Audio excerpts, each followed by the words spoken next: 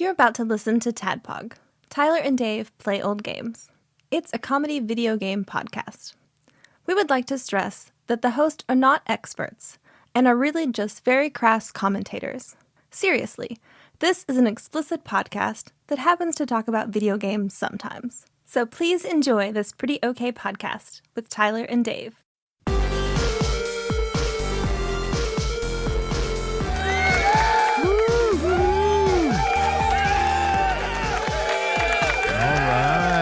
Hello, Internet. Hello. Welcome to another TADPOG podcast. We're three old guys talk about games. Yep. I'm your bearded host, Tyler. Returned after the longest hiatus I've ever had in 13 years. Welcome back. Welcome back. So, where you been? What you been doing? I've been parked at. It's probably my most difficult hospital, but it was having some issues. So my boss was like, "You're living there until it's fixed." And living in the hospital. Yep, Hell yeah. Yep. I have spent many a night in my op. Not now, but whenever I ran the one in town, many a night, snowy, whatever weather, in my office on an air mattress. Yeah. And then you went to the bathroom. You had to go to the bathroom. Shit my pants. Shit. Yep. Yeah. Right. Yeah. Come back to the air mattress. Forgot about that. Yeah. Defeated. Yeah. That's a great story. I'll never forget that. I do. I remember that one too. But yeah, now, because everybody, whenever you go to the hospital and you get that little survey after your stay, fill it out. It's super important for a lot of people. Way fucking more important than it should be. But I agree. So many people's livelihood hinge on you filling out that stupid survey. Just be nice to your food people. Filling it out positively, you mean? Mm-hmm. Yeah. We're not looking for honest feedback. We want good feedback. Much like TADPOG, give us 5 stars on iTunes. What? Sorry, Apple Podcasts. Yeah. Sorry, I'm showing my age. iTunes store. So whenever you go to the hospital, keep presence of mind to message me on Discord and say, "Is this one of yours?" Right. And then if it is, you have to leave it a 5-star review. You said you have to leave. Yeah. We don't care if the treatment's finished. You need to leave. We don't like you. We don't want your kind here. If you're a fan of the show and you're in one of my hospitals, I'll bring you something fun in exchange for all 5s. I heard that asterisk behind something fun. Well, what have you guys been up to? Well, fellas, I've had the shittiest day in recent memory, and I'm so sorry, Ian. It's been a bad one. And also, happy birthday. What's worse is that today is my birthday, and it's been one of the shittiest days in recent See, you don't have Facebook, and that's the only way I keep up with birthdays. Yeah, no, it's just not been good. I cannot tell you how, like, this morning when I sent you a message that said happy birthday, yes. I was like, holy shit, I hope I got the right day. You did. You got the right date, August the 10th. So, yeah, and I mean, it's fine. You want to check the voicemails? I was just thinking of it. See if Adam called. We haven't figured it out yet. We got to figure out how to get the sound down to this There's thing. like a USB-C port back here. Yeah, well, I'm already connected USB-C as well, so I don't know if it'll just work or if I got to do a whole new channel. Yeah. We'll figure it out. Test it. I need to test it and get it going for sure. But I tend to not make a big to-do about my birthday. I just kind of go about my day like normal, and it is what it is. And it's not that it's a worse day because it was a bad day on my birthday. It was just a really shitty day at work, and I forgot to fucking grab the soundboard that we used to record the show, and I live 20 minutes away. So I had to I got here and then I had to turn around and go back and get it. To be fair, that's on Bubba Bortsky. He should have spoken up. Right. I don't know why he didn't text me or something. Hey, where are you going? This thing is advanced. It's a high quality item, Clark. You should get a notification on your phone when you're like 100 yards away from Bubba Bortsky. Really nice. Yeah, I should have like a GPS tag that says, you have left your soundboard behind. I get really annoyed by that though. Yeah. Because I leave my AirPods like at work and I'll go walk or something, or like I'll just leave them charging and I'll get the notification, and it's like it shouldn't bother me as much as it does, but it does. I have 2 computers and a set of keys and AirPods, and if I leave the office without any of that, I just start getting blasted with notifications. You left your keys behind. You left your AirPods behind. Hey, you know that computer's still at your office. Yeah. I need the notification like a minute earlier, because the number of times I've gotten like on Lone Oak Road and I get the notification, and I actually do need the notification at the point. And it's like, fuck, god damn it. I got to fucking turn around. And, Right. Or what's worse, if you're Choco Chica and you get the message, you forgot your Apple AirPods on the Trevi Fountain in Italy. And you can see on the map, and they're right there. In Italy? Oh, Lord. You know what? They're probably still there. They were until they died. I mean, they sat there people until don't they died. steal That's shit crazy. over there. It's like you would expect would happen here. Well, the Pope's right there. Right. He's watching. He's got a direct line. It's Chicago Pope. He'll fuck you Oh up. yeah, that's bad. He will. He's the Union Pope. Yeah. It's almost as bad. He's almost as tough as a certain Chicago wizard. Hell yeah. Hey, I know who you're talking about. I got into this a little last week. Oh, are you current now? Have you finished? Almost. I'm on 12 months. It's a hell of a segue, by the way. And well, it just came out of nowhere. And I went off on this series a little bit last week. Mm-hmm. And I've determined, because I Did you mentioned like Battleground? it was exhausting. It's a lot. It was good, but Yeah. it was exhausting. Because you messaged me when the thing happens in Battleground. Fuck. One of 3 times I've cried during an audiobook. Yeah, and it was rough. And I was doing my mall walking when it happened. And I was like, gulp. I'm just going to try not to let it out. Just grown man crying. And walking Speed walking. circles through the mall. Speed walking. I don't do the arm thing. I just walk at a brisk pace. Yeah. But anyway, I've started to become, I had at the beginning of this book, 12 months, the follow-up to Battleground, started to become a bit disillusioned with our hero, Harry Dresden. Because it dawns on me that he is difficult in the sense of he has not changed at all. Like from a growth standpoint, he's more powerful. Yeah. He's better at magic by leaps and fucking bounds than he was at the beginning of the series. And Jim Butcher has said, short of aging, he is about at the cap a wizard can get to. Yeah. At the as of the last book. Okay, I believe it because his powers have been growing, and it's because he's, I don't want to say anything too telling, but under the current circumstances, he's got a lot of power, both physical and magical. Yep. And it's great, because he can hold his own better now in a fight than he could 16 books ago, right? But what bothers me is the fact that Harry has not grown at all. He doesn't listen. He wants to white knight everybody, but anytime anyone tries to tell him that he needs to back off or chill out or approach it in a different way, he shuts down, he gets stubborn, and he doesn't want to work with anybody, and he doesn't want to be open to suggestion. He reminds me of Buffy Summers in that way. Of who? Buffy Summers in Buffy. Oh, right. Buffy is the exact same sort of character. Gotcha. I never really watched it, but I know that's it. I can see how that could be relatable. And the thing is, it's like all of the characters around him do evolve.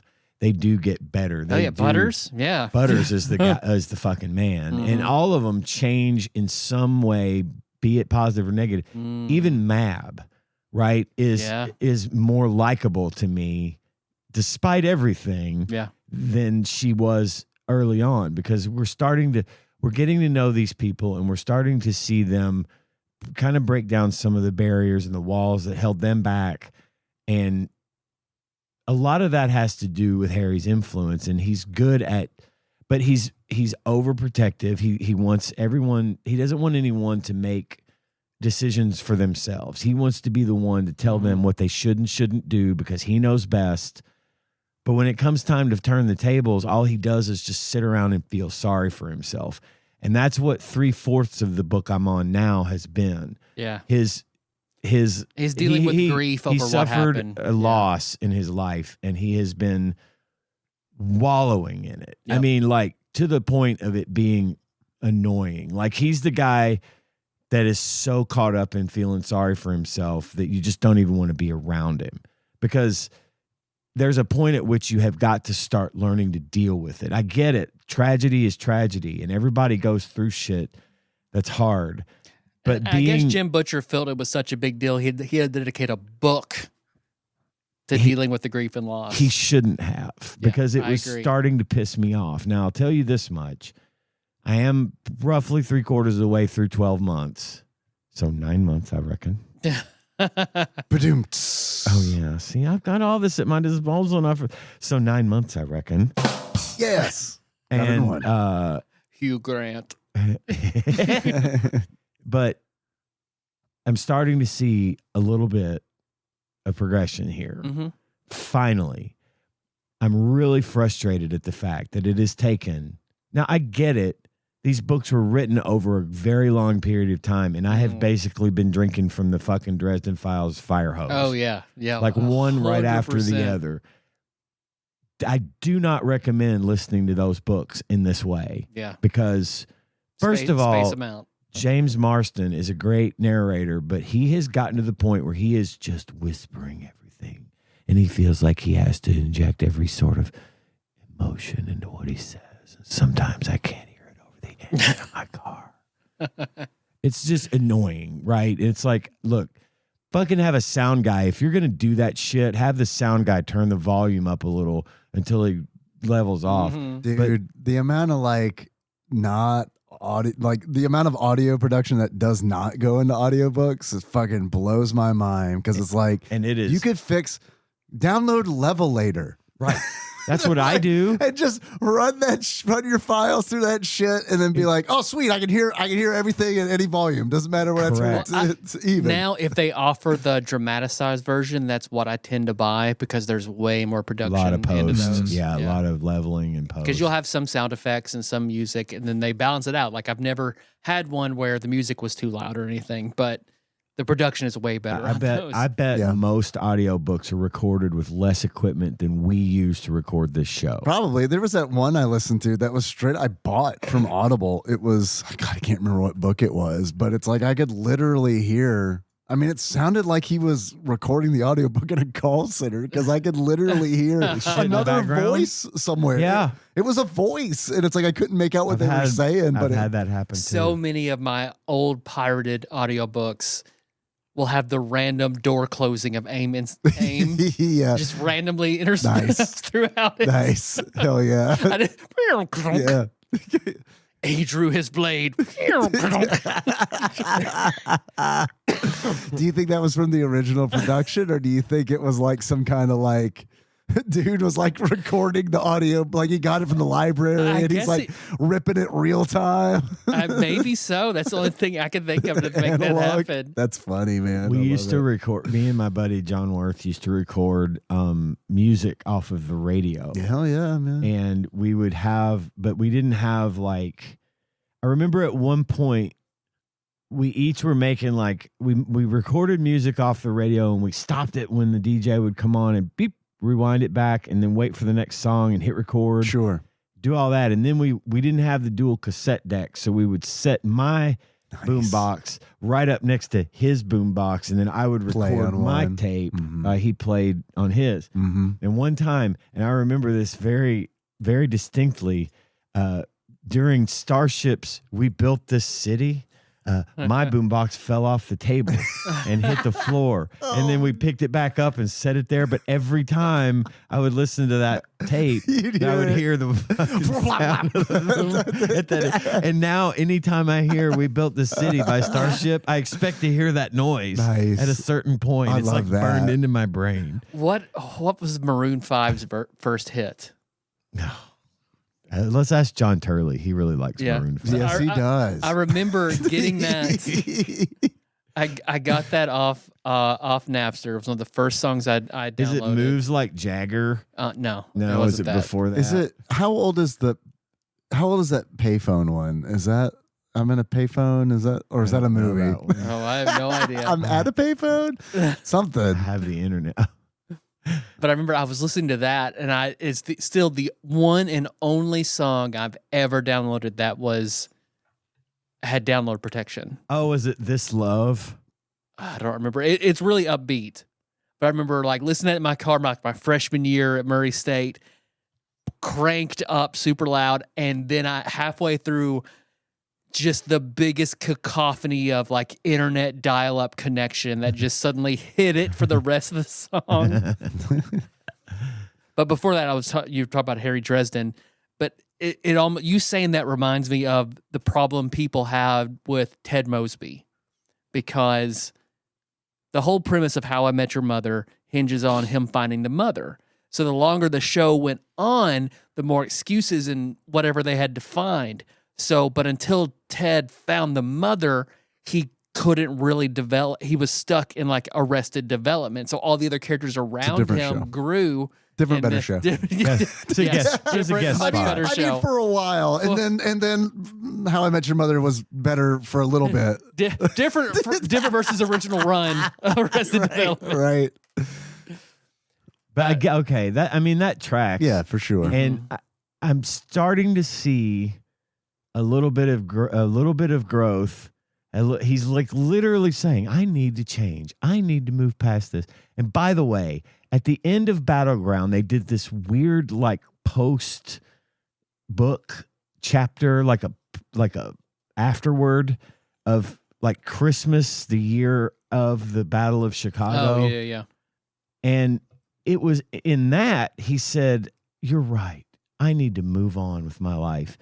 But then in the next book, it goes back to 3 weeks after the battle, and even past Christmas, where he had supposedly had that revelation, he's still a big whiny bitch about everything. Yep. He's even like getting to the point of not being able to use magic in a fight. Yeah, can't get his Because magic he's boner going. he needs some Viagra for magic. Yeah, they have pills And for that. even the shade that he summons is like, come on, man. Right. And I'm not the person I'm that you not think that I person. am. But anyway, You need to stop. I start to see growth, and then naturally something fucked up happens that basically puts him right back to where he started as far as like being stubborn ass, unflappable superhero white knight Harry Dresden. This guy has got to change, and I swear to fuck, Tyler, I've said this before. He just needs to get laid. And he was this fucking close, literally this close to getting laid. And then he didn't, and he still hasn't. Yep. And I know that's part of the reason he's such a stick in the mud, but it's just been exhausting. I think he's going to fuck Lara. The story, I do too. Oh, 100%. Then maybe he'll get better once he fucks I hope Lara. so. But Wouldn't that be cool if you just became a totally different person? I was like, I just needed the nut in her. Holy shit. Under the circumstances, He's like he Seinfeld would if be a different person. He will if likely Seinfeld be a had the different three-way person. and had to start dressing like a person who has three ways, get three-way friends. Yep. But aside from these gripes, I have learned to sort of stow away my resentfulness towards this just kind of boring lack of progression by the one guy you're supposed to give a shit about. And I'm enjoying the books still. Well, I know Jim Butcher had a lot of personal problems. That the time between Battleground and 12 months was huge. Was it? Huge. So I'm wondering if it's also not like why they had to make what's his name? Star Wars. Harrison Ford. Han Solo. Thank you. I don't know. I can think of that. Well, they had to re-bastardize him in The Force Awakens versus where he was in Last Hope, because they had to basically restart the hero's journey because it had been so long. Right. I'm wondering if Jim Butcher was like, "Oh, what was I fucking doing? Where was I? We'll make him sad Where did I again." leave off? Yeah, and it's possible. That's true. And again, I'm listening to these things back to back to back to back. So I'm probably getting them in a different way than in what was intended. But at the same time, it makes it really easy to point out things that I consider to be problematic or inconsistent. It's just is what it is. But as a whole, I still am enjoying the books. And now I'm so far in, I'm just too stubborn to give up. I'm not going to stop regardless of my criticism. I don't dislike the books at all. And if I thought I was getting to that point, I would probably stop. Well, you've probably got time to digest before the next one comes out, because I haven't heard any news about. Is 12 months the last book that's been published? Yep. Oh fuck! See, I didn't know that. I didn't realize how close I was. So to you're being caught up. you're 3 months for being current. Okay, all right. Well, unless you read Side Jobs and I might, and I've got all those in audiobook form. Yeah. I'll probably listen to those, but they're probably not nearly as long as no, not at all. that. But Like all the Bigfoot books, Side Jobs, the Law one. I mean, they're all really good, especially Side Jobs. I'll listen to them too. I've just got to figure out how to get to those chapters if they're like short stories in another book, right? Because there's one that's like I know is Side Jobs is its own other book. its own whole book. Yeah. Okay. All right. Well, I'll get there. But anyway, yeah. So that's good. Actually, when I finish 12 months and then whatever else, now I'll get a chance to get into Parade of Horribles. Yeah, there you because go. I haven't started that yet. But anyway, that being said, my Dresden rant for the week is over. I've got movie updates for you. I watched Masters of the Universe. What'd you think? It was a massive disappointment. Really? It was bad. It was a bad movie. Like it didn't even try to be good. I liked it. I did not like it, and I think it's because I was such a fan of the show when I was a kid. I went in knowing nothing about He-Man. It's a huge like divergence from that, and it didn't take itself seriously. I felt like the whole time that they were trying to do another Barbie movie somehow, only with He-Man, and send a message of some kind that wasn't maybe as clear as the message was. It definitely. I think you're right, and I agree. It wasn't. It definitely wasn't as clear. I feel like Mattel had this idea in their head that, hey, we had such a huge hit with Barbie, He-Man's going to be the next fucking Oscar-winning. Yeah, it wasn't. No, it's nowhere near as good as the Barbie. It's not movie. nearly as good, and it's very reductive, and it makes like sort of the way that I felt about it as a kid seem stupid. Seem like I was being stupid for feeling that way, because they kind of make fun of sort of the names of the characters. Like there's Ram Man and Trap Jaw, and like the names for all the bad and good guys in the show were very on the nose, right? You know, Fister. Fister, is that one of them? Yeah, Fisto or Fister. And it was like in the story, what happens is that He-Man is Prince Adam, and as a boy, war breaks out because Skeletor, who is the estranged brother of the king, who was supposed to be in line for the throne, he got pissed off. So he's Scar. Basically. Okay. And he attacks the capital city of Eternia. And with all of his forces, he just onslaught, right? And so to keep Prince Adam safe, his mother, the Queen of Eternia, who is also from Earth, hides Prince Adam, takes Prince Adam to Castle Grayskull. The sorcerer hides Prince Adam on Earth, and Prince Adam grows up on Earth. But the whole time he's growing up, he's telling everybody that he's from another planet. And he doesn't remember the names very well of all of the people and the monsters and things. So he makes up names like Trapjaw and Ram Man and Fisto, but they're not their names. So when he comes back to Eternia as an adult, they all make fun of him for having made those names up. And then they even make fun of the fact that he referred to himself as He-Man as a kid. Yeah. And it just sort of reduces all the stuff that was kind of cool and fun about the show. We're embarrassed about the 80s, so we're going to change it. Yeah, that's pretty much exactly right. So, I was disappointed. I really was. I expected more. But it did have a couple of redeeming factors. Oh, one other bad thing about it is you're always at this point pretty much guaranteed to have a failure on your hands if Jared Leto is in the movie. Yep. And Jared Leto was Skeletor. I thought he was good as Skeletor. I thought he was terrible. It was really bad. But I don't know any. You don't have a frame of reference, and I can see how. Or any. Like this is a franchise that is it's not precious to me whatsoever. Right. It's just coming in and being like, I'm gonna see a movie. I remember seeing He-Man toys when I was a small child. But other than that, He-Man to me is that one like glittery rainbow gif of him like headbanging. Right. That's all I know about He-Man. Right. So, and again, coming in as not a fan from the original shit, I could see how it would be appealing because it's got great special effects. I mean, the acting's kind of bad, but the way they portrayed like Man-at-Arms, and some of the jokes are like, there were several jokes where it was like, was that a joke? You know what I mean? Right. Where it's like, that was delivered like it was a joke, but it wasn't funny. Right. And Idris Elba plays Man-at-Arms, who in the original show was this very, disciplined warrior guy who was basically the leader of the army of the King of Eternia, and he was unflappable. I said that earlier. I'm gonna say again, he was unflappable. But in the movie, Couldn't flap that motherfucker. Couldn't flap it. Try though you might. No flapping. But he became like this failed, suffering drunk. Yeah, and that was disappointing. The special effects are good. The music was pretty good because it was by Brian May of Queen. And the other thing that got me thinking about it is that this movie, I think, was somebody's idea of taking a known franchise and trying to redo Flash Gordon, because Flash Gordon is a very similar movie in some ways to the Masters of the Universe. And Queen did the soundtrack for the original Flash Gordon movie. Yeah. And I think that's why they did it. I think they're like, okay, we're going to bring back.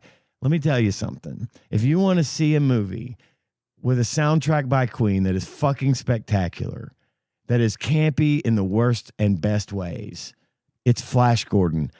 My homework for everyone is to go watch Flash Gordon. And then Flesh Gordon. And then Flesh Gordon. I've seen that one. I have too, actually. I mean, not all of it, just parts of it. But I've seen more of that one than Flash Gordon. Yeah. I watch them in 10 to 15 minute increments. when I'm really desperate. Penisaurs. All right. That's fine. That was actually a pretty big budget porn. I mean, it was on the map. But by the time I got around to I have it, a massive boner. God, Josh and I stopped jerking off and laughed so hard. Flash Gordon is one of my favorite movies ever, and like I said, it's just campy and cheesy from start to finish, but it is really good. And the fucking music, if you do nothing, if you just listen to the Flash Gordon soundtrack, which was 100% done by Queen, there was no music in that movie that wasn't played by Queen, you'd be doing okay. It's a fucking great movie, and that's the one I recommend if you're into it.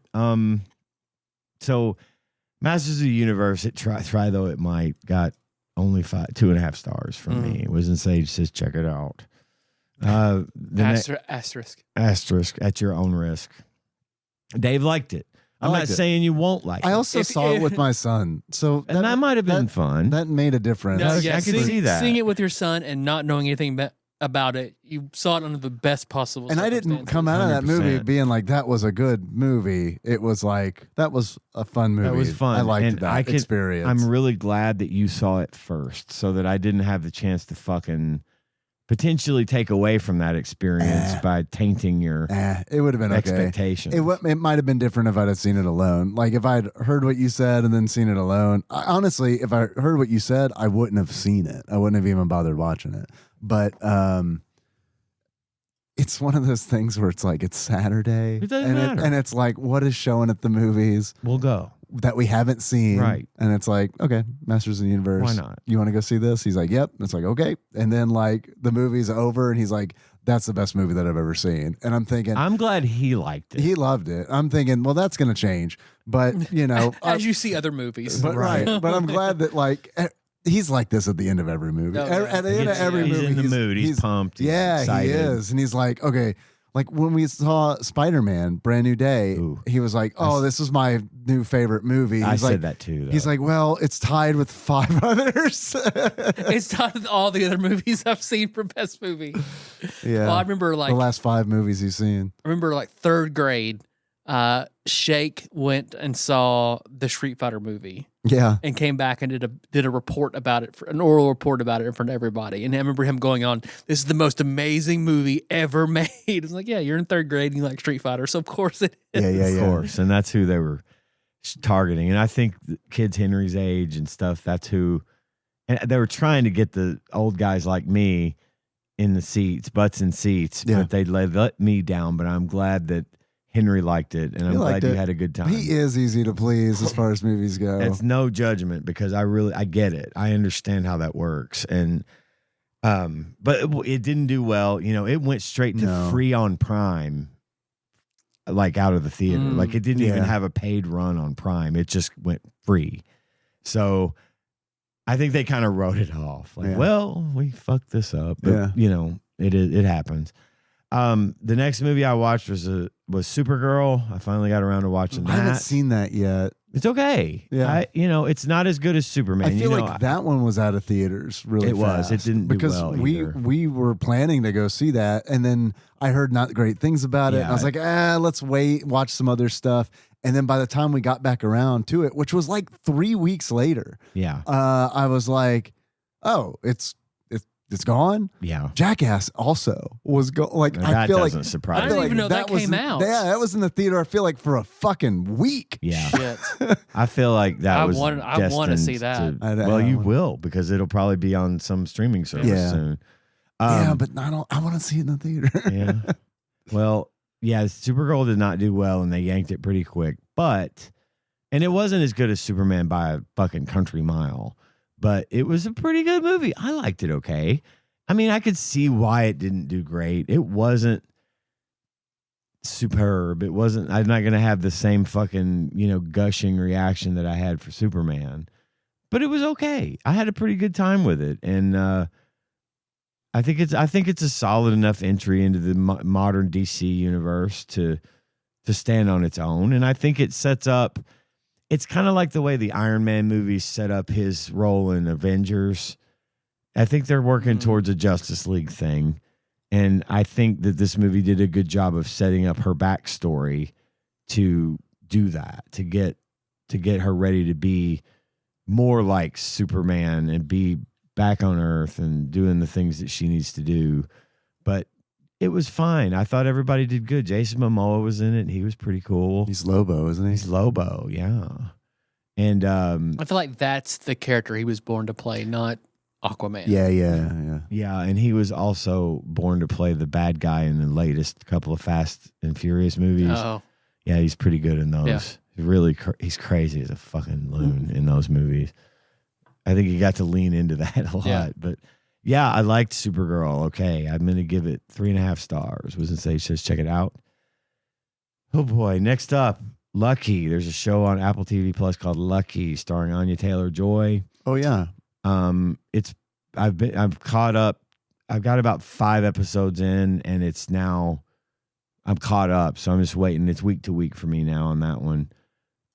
It's basically about a woman and her fiance. They steal a fuckload of embezzled money from effectively the mob, and they go to Vegas and they party the night before they're supposed to leave the country with the money. And she wakes up the next day. He had drugged her and took the money and ran and left her basically as mob fodder because she knew they would know the money. They knew the money would be missed the next day, and they had planned on being long gone. But so she's on the run from them and trying to find him and trying to figure out what happened to the money. And it's been a pretty good show. I've enjoyed it so far. So check out Lucky if you're interested. And the last thing I was going to bring up is latest in my next chapter of my book called What in the Fuck Am I Watching? Chainsmoker Cat. Yeah. That is a weird fucking show. Yeah, it's great. I love it. And I am enjoying it but it is scary and confusing to me. As anime should be. Yeah. In my opinion. It is absolutely, and I find myself drawn to it. I'm still going to watch it, but it's real gross. It's super gross. And it's very vulgar. Mm-hmm. And there's nothing wrong with either of those things, but I don't know what it is, but somehow that movie has gotten or that show has really gotten under my skin. It's the magic of Japanimation. It's Afghanistanimation. So I'm going to tell you, Dave, I have a list. Check it twice. Of the timeline of references in the opening to Chainsmoker Cat. I've seen the video have you seen the video where they do the side by side? I have, and I'm going to tell you which ones I caught. Oh, okay. I assumed it would be at least 90% of them. No, not even close. Really? No, I did not. Some of them are like, there are some where it's like, some are obvious. I've seen Fight Club a shitload of times, but it's like, I didn't catch the Fight Club reference in the intro. Yeah. The only one I really caught was the Pulp Fiction. I caught both Fight Club references. All right, here we go. By timestamp. The first reference is Farewell Friend from 1968. I have not seen that. I didn't notice it. For a few dollars more, I caught that one. A Better Tomorrow, I did not know that one. Chinatown, I caught that one. The Yellow Handkerchief, I don't know that. I did catch the Saturday Night Fever reference. Flashdance, I caught that reference. The Professional, I caught that one. Project A, I don't know that one. I did catch when they're running the Breakfast Club reference when they run past the lockers and then they turn around and run back. Yeah. That's Breakfast Club. I caught that one. The vomiting of the pie, that was Stand By Me. I caught that one. Dumb and Dumber, that was an easy one. Kids, I did not catch. Train Spotting, I caught. There's another Train Spotting one in there somewhere. Fallen Angels, I didn't know. The Usual Suspects, I caught that one. Coffee and Cigarettes, no. Blade Runner, no. King of Comedy, no. Debs, I did not catch that. Blue Spring, no. Resident Evil, yes. Breakfast Club, yes. Again. Better Tomorrow, no. Spider-Man 3, yes. It was the dance scene from Spider-Man 3. Bully Maguire. Yes, Bully Maguire. Resident Evil Extinction, I did not catch. Lord of the Rings, Fellowship of the Ring, I did catch that one.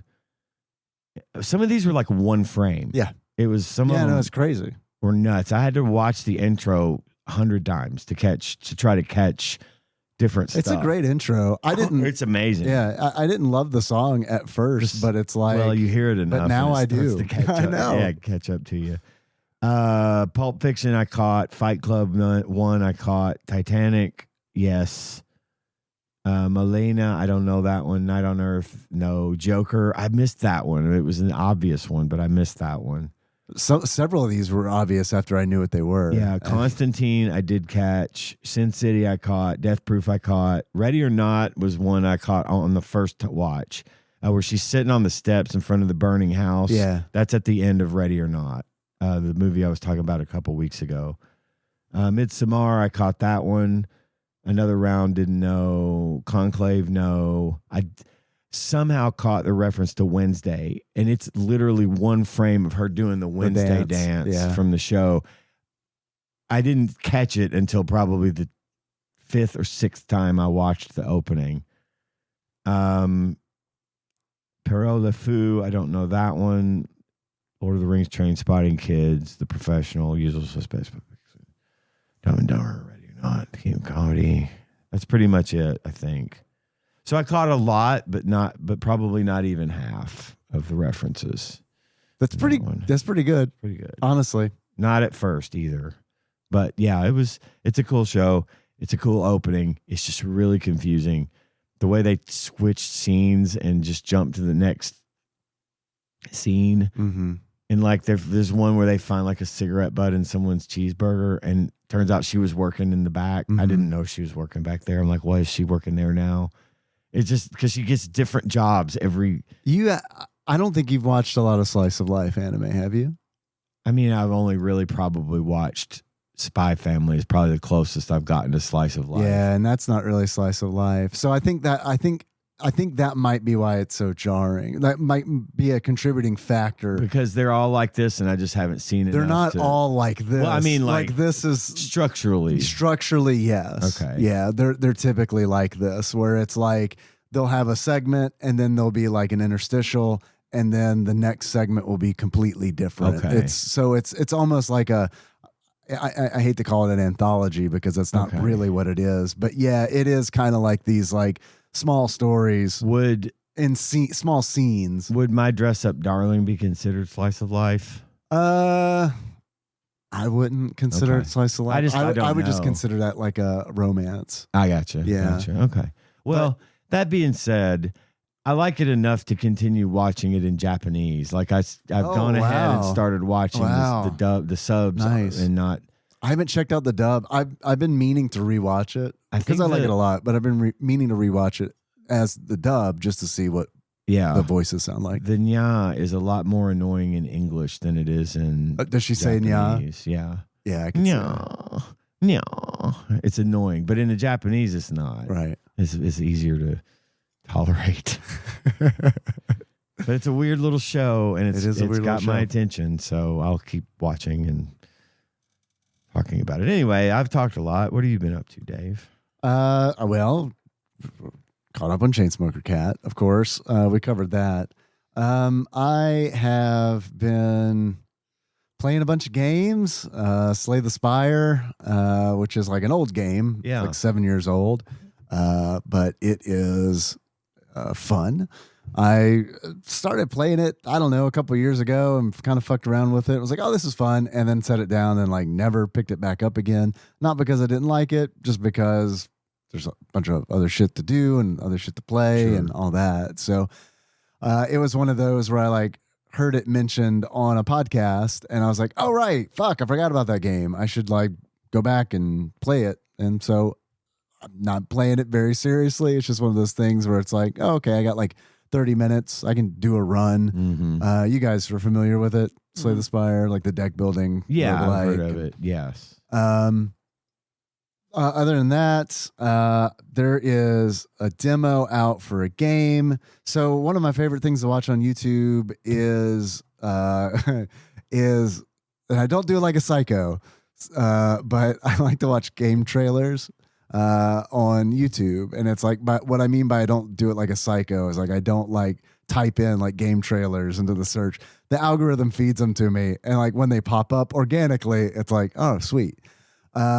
So a couple months ago, I saw a trailer for a game called Dungeon Lurker, and it had this like really cool visual style to it. It kind of looked like like an action RPG, like done in the visual style of like Octopath Traveler, where it's like 2D sprites and like a 3D world kind of deal. And I was like, okay, this seems pretty interesting. I'll wish list it on Steam. That's like that's the order of operations. Right. Watch the trailer, wish list it on Steam, and then I'll get notifications about it. And then buy it when it goes on sale. If by then, sometimes it's fun because it's like, I'll get a notification on Steam. It's like, hey, this game you wish listed is on sale. And I'll look at it and be like, what game was this? Yeah, what game was this? And this looks like shit. Unwish list. That happens to me a lot too. But Dungeon Lurker, I got a notification that Dungeon Lurker. My love for you is like a drug. Dungeon Lurker. I got the notification that the demo is available, so I checked it out this weekend. It's really fucking cool. I can't wait for it to come out. It's this like it's deeper than I thought it was. It's got this like fucking creepypasta like what was that one? Ben is drowned or the Majora's Mask. Yeah, it's got like a kind of it's got a bend to it. I hated that video so much. It was so creepy. It's like, so you'll be playing the game and it's like it's interesting because like you can like when you first start the game, there's an option to press select to read the manual. And it's like, oh, that's a weird way to put that. So I press select.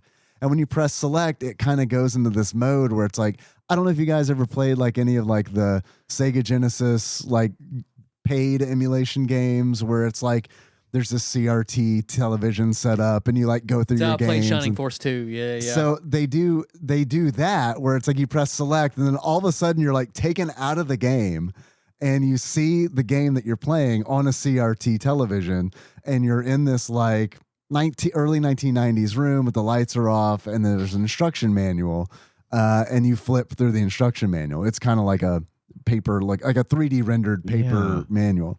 And so I was like, okay, that's kind of neat. And it's got shit written in it. Like there's a password written in it and it doesn't make sense at first. But then like later on in the game, you're like, oh, those are those symbols that were written in the manual. Oh. So that's kind of cool. But then you start the game and it's like you create a save file, but there's also you start as level 1 save file, but there's also a level 100 save file in there. And if you go to like load that up, the game won't let you do it. It like glitches out. And then so like the meta of this game is fucking crazy because like, and it's creepy, but like the meta of this game is essentially you, the player, not the character in the game, you, the player, your brother something happened to your brother. And this was his copy of the game. Oh. And as you're playing the game, weird shit starts to happen. But the actual, I just got a really creepy vibe. It is creepy. That is cool. It is a creepy game, but also it's also the game itself. The game that you're playing is a lot of fun because it's a roguelike where you kind of choose your like the branching paths. It's got a pretty cool combo system in it. It's got a pretty cool magic system in it, and it's kind of set up like a Hades where it's like when you die, you go back to the starting town, but it's not as like robust and as big as like Hades was, which is fine.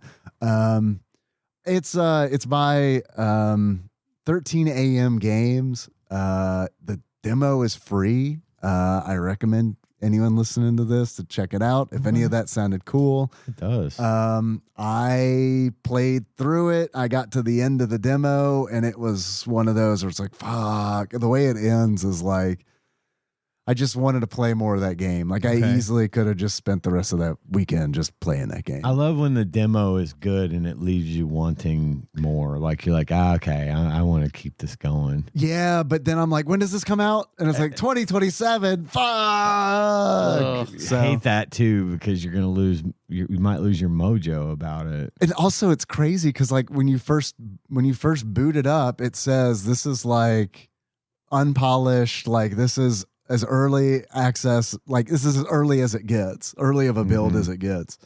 And that to me was crazy because it's like, what more are you going to do? Right, like, it seemed pretty polished already, right? So that's promising. Like I could see adding more enemies and stuff like that. Sure. Hopefully that happens and that gets fleshed out. There are areas on the map that like have a lock on it. Yeah. So it's like, I assume those are being built out, but it was very, very cool. I don't know how much it's going to cost, but it feels like it's going to probably be in that $20 to $30 range, and I will be there day one because it was that was a Dave-ass game. Oh yeah. All right. I played another game that's not a demo. It's a new game called Truck Coon is Supporting Me from Another World.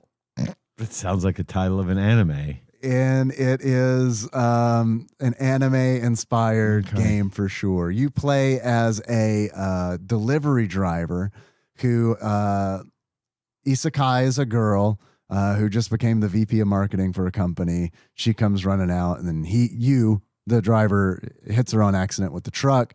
She gets transported to another world where she is a warrior, and she figures that the only way to get out of this world is to defeat the villain. It's very campy. To defeat the villain, the Skeleton King that's in that world, and in order to do that, by Jared Leto. Yeah, right. In order to do that, she has to level up. So she convinces you, the delivery driver, hey, you got to run over other people so they spawn in this world so that I can kill them so I can level up. Also, you need to like hit a bunch of objects because those get transported to this world as well, and they make me more powerful. So it's a fucking crazy game because it's like part visual novel, light visual. That's the narrative style is visual novel. Right. I wasn't going to check it out because I thought the voice acting, when I heard the voice acting, I was like, oh, that's a little cringe. Maybe I'll pass on this. But then I heard like 2 different podcasts I listened to were talked about it and said it was fun. And it was like, okay, I was kind of on the fence of this thing. And it's $15. So it's worth a shot. I'll check it out. It is fucking crazy. It is like Grand Theft Auto meets Katamari meets fucking a whole bunch of things, like meets Dragon Warrior, because it's like the whole time you're driving around hitting people, like as you hit people, you see at the bottom of your screen this like 16-bit like version of the girl you isekai'd and her warrior gear and her sword, and as you hit people you see them show up like as slimes and skeletons and shit at the bottom of the screen. And then you get objectives as like, it's fucking hectic because you're doing all this shit, you're driving around, it's 3D. And the reason it's kind of like Grand Theft Auto is because as you're like fucking hitting people, your heat level increases, and then the cops start showing up and they start impeding you. And there are these objectives. You got like a time limit. You load into it, and it's like, I think you got like 2 minutes. You got 2 minutes to fucking run over as many fucking people as you can and hit as many objects as you can. And then like there are also objectives that pop up. They're like drive through a billboard. And it's like, if you drive through a billboard, you earn more time. So you're trying to like juggle doing these objectives while hitting people. And like, it sounds a little bit like a different version of Free Fall 95 in a way. You know what I mean? Like you got to hit things with the objectives and stuff. It is, but I'll say that there's a lot, way more to it than Free Fall 95. And what I think is really fun is the like balancing the objectives versus the leveling her up, because it's like you can max it out to like 10 minutes by like doing objectives. And like some of the objectives are easy, like driving through a billboard. It's like, if you know where the billboard is, you can fucking knock that out. But then they get like, some of them are very difficult where it's like, some of them are really silly, like honk the horn 5 times. Right. But then there are others that are like, they send you like driving through like style rings, because there are style rings and shit too. There's a whole lot into this that goes into this game. I didn't expect to like it as much as I did, but I fucking loved it. I finished it this weekend. It's a short game. Which is another thing where I was like, that's sweet. They didn't fucking overstay their welcome. Great. The only complaint I have about it is the finale is completely different than like the whole like game leading up to it. So it's one of those where it's like, oh fuck, okay, I gotta like learn how to play this game now. You're still driving the truck and shit, but it's like, you're like, it's totally different. Oh, you're making deliveries too while you're doing all this shit, because the driver, the character you're playing as, is like, well, I am a delivery driver, so, and I still have deliveries I need to make. So damn. Yeah, it's fun. Sounds it's cool. Yeah, it was fun, and it was like $15. So I felt like it was totally worth it. I remember seeing a TikTok about the most dangerous antagonist in the history of anime is Truck Coon. Yeah. Yeah, they're definitely building on that. It's weird too, because it's like they don't pretend. It takes place in like a very American kind of place. It's essentially like someplace near Hollywood. Okay. And like they mention America several times too. So it's one of those things where it's interesting, where it's like, oh, we've gotten to the point now where it's like, it's a very Japanese style game, but it's very clearly like American. It's made by a studio called Strange Scaffold. So yeah, check it out. Okay. That's pretty much it. I was curious. I have a note here to ask Tyler. Are you going to go to the real Freddy Fazbear's Pizza that's coming to New Jersey's American Dream Mall? Hell yeah. Have you heard about it? I want to do both the regular showbiz style and the behind the curtain Yeah. horror element Yeah. to it. Yeah. I No, figured that you'd sounds heard about awesome. this. Yes, just yesterday. Yeah, no, that looks fucking great. Have you seen that fucking mall? No, I haven't. There's a fucking ski slope inside. I heard there's like a whole. They did this whole walkthrough thing of it, and that place is insane. I would love to go there, but it's got like 400 stores, a full blown indoor ski slope, water park. Yep. Fucking every amusement attraction you can think of inside this fucking mall that costs something like $5 billion to build. Malls are coming back. They are. But, Our I mall mean, is still hopping. It is. I feel like it's busier now than it was like 10 years ago. I agree. I think it is. And I've been hearing that, like, I mean, I don't know. I hear these things on like the news and stuff where it's like, oh yeah, kids are like the COVID kids. Like the kids who like were in middle school when COVID was going on, they're like, I'm going to get out and do shit and like talk to people and like be in person. So like they're accrediting a lot of like the mall coming back to that. Saturday. So this past week was the first week back to school for most of the area. Yeah. City school starts tomorrow or Wednesday.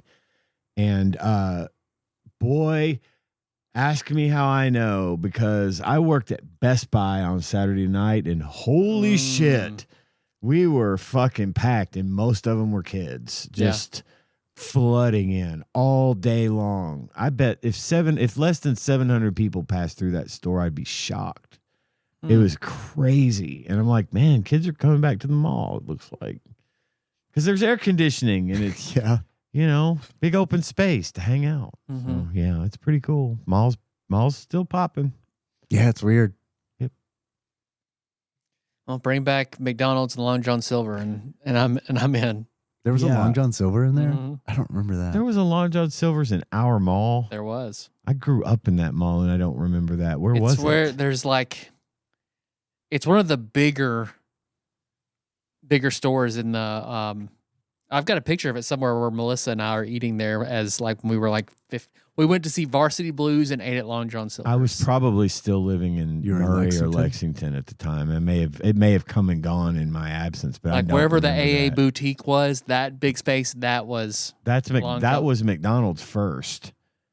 Because I thought they were there at the same time.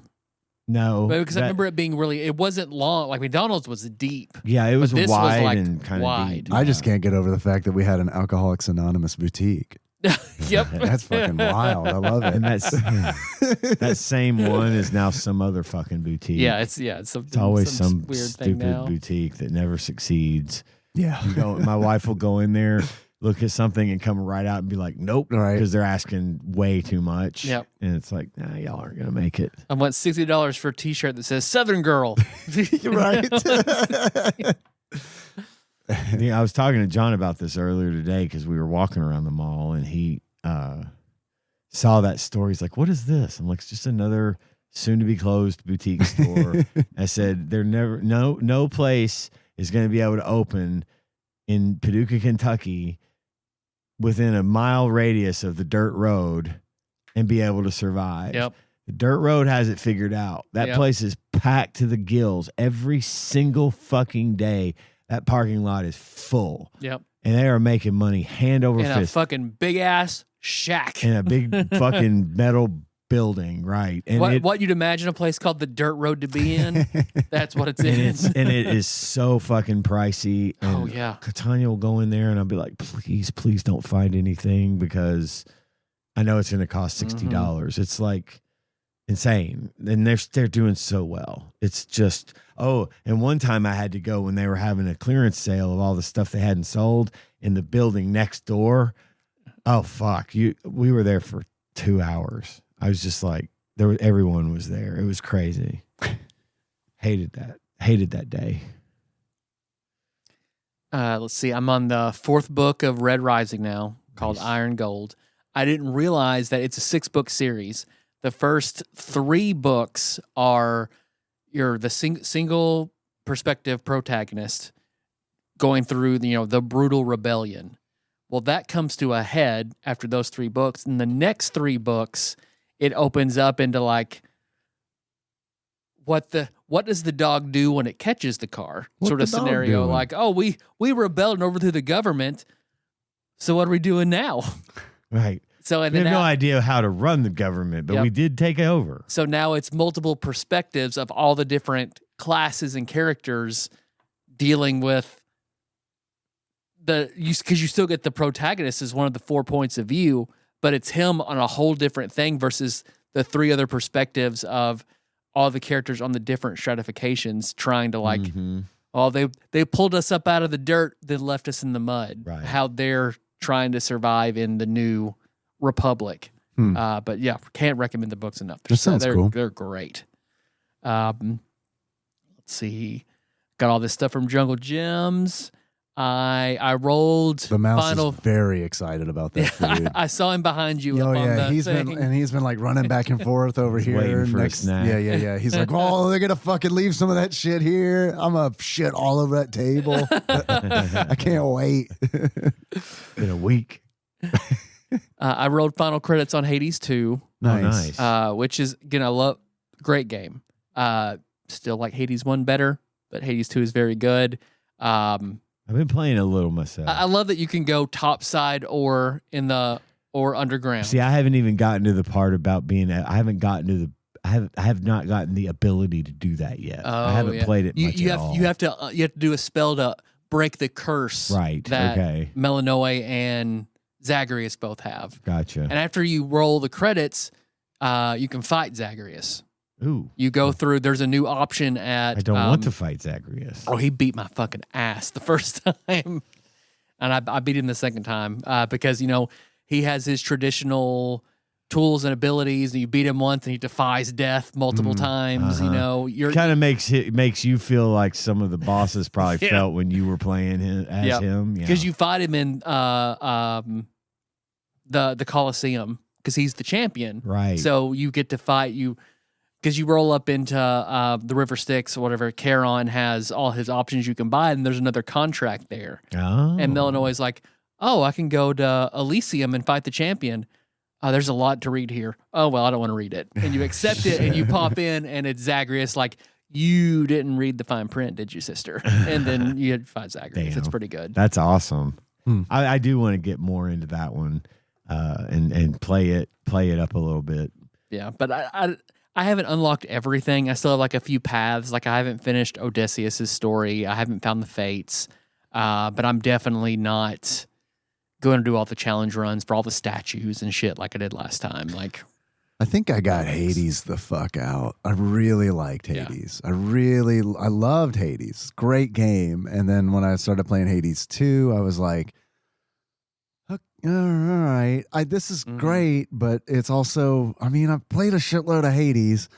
And then now it's like, because I watch all those fucking like trailers and shit, there's so many. Like, I'll start a trailer and it'll be like, oh, okay, Hades clone. All right, back. Next, Yeah. and it's Yeah. like there's so many Hades And clones. Hades It's 2 is crazy. a literal Hades. clone. Right, Yeah. right. In almost every sense of the word. But I should go back. I bought it. I should go back and play it. It's better now that it's finished, and it's a pretty perfect sequel. But I'm just not as interested in the more challenging aspects of it, like I was with Hades. Yeah.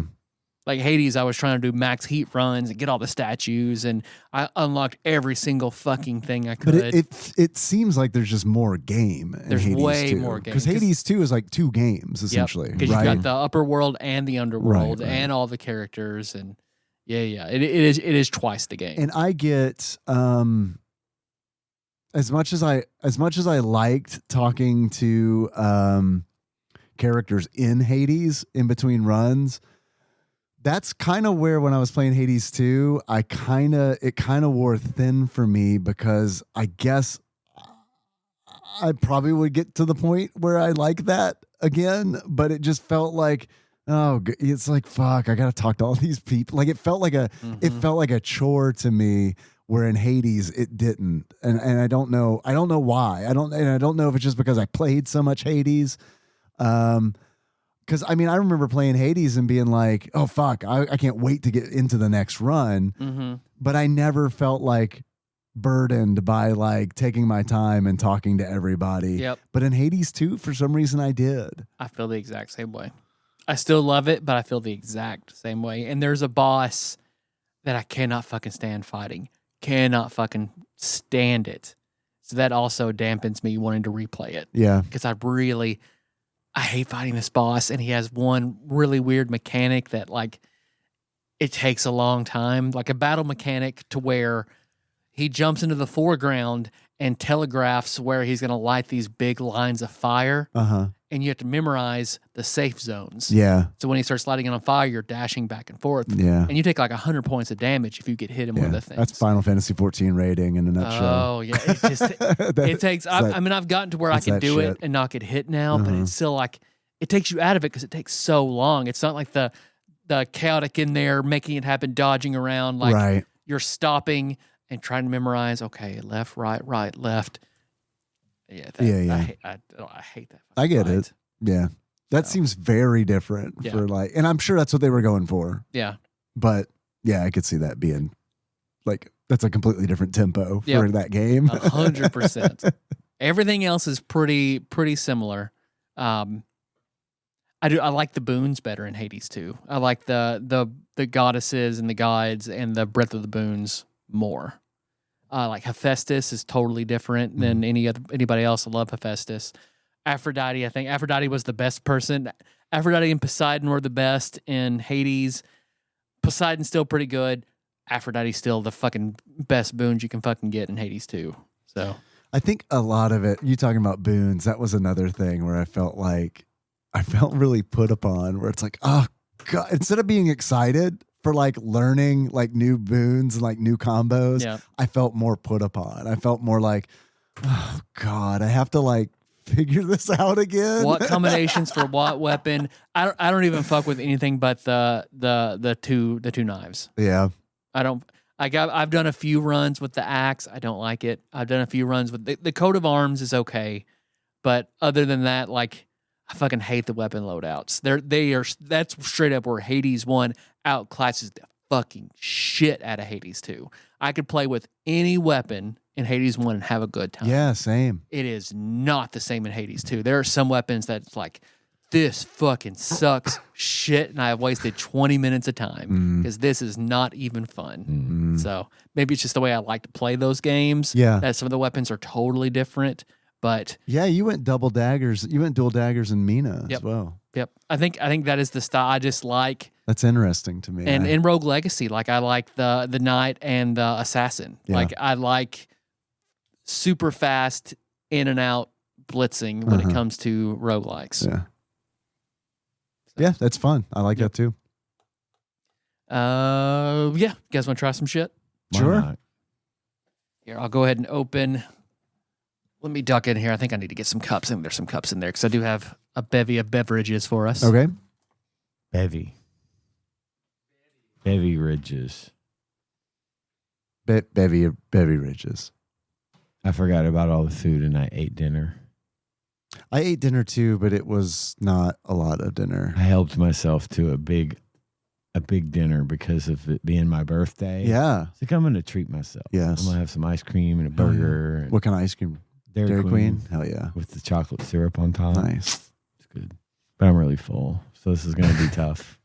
I'm not full, but and I do have the calories. However, the last few nights have been rough because it's been like, oh, I have not met my protein goal and I have 90 calories in my budget. So it looks like I'm going over budget. So what I've got a good solution for that if you want. So what I did when I was really trying to watch my calories and get protein is I can order something from the hospital for you called gelatine. That's what they use. They give to patients that need high protein, have little calorie goals. So it's almost like a little cup of super high protein Jell-O. So a little cup of like the sugar-free pineapple is like 40 calories and 30 grams of protein. Yeah, I'll try it. And it's just like a little bitty. I mean, they don't taste super wonderful, but like 3 bites and you've got 20 grams of protein. As long as I'm eating it and not drinking it. Yeah. That's what I was afraid you were going to suggest. Yeah, and it's like, I'm not doing powders or anything like that. Insures are crazy high calorie anyway. Yeah. So yeah. Yeah, man. If you got a cup for me to try, I'll definitely try it. I thought I had cups in here, but I don't. So maybe we save these for later. Okay. I've got some banana water. Okay. But Banangua. Banana. Let's see. Here is a. I'm not sure what country this is from, but no sugar added, 100% pineapple juice. I just thought looked good. Nice. I do love pineapple juice. Cannot drink this. And Oh yeah, because of the banana. Yeah, it's mango. The ingredient says ingredients: organic bananas. There you go. You're out. That's it. It's a separation. It's natural. So what I got: soursop juice, mango juice, and pineapple juice. And then here is a strawberries and cream Pepsi and the banana water. But we can save it for when I get more cups. Okay. Yeah, that's fine. Do you guys want sweet, savory chips? Where you want to start? Sour? Dealer's choice. We'll do some chips then.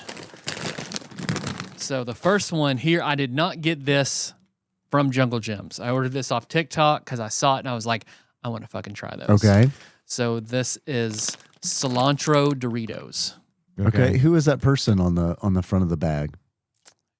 Johnny Cilantro.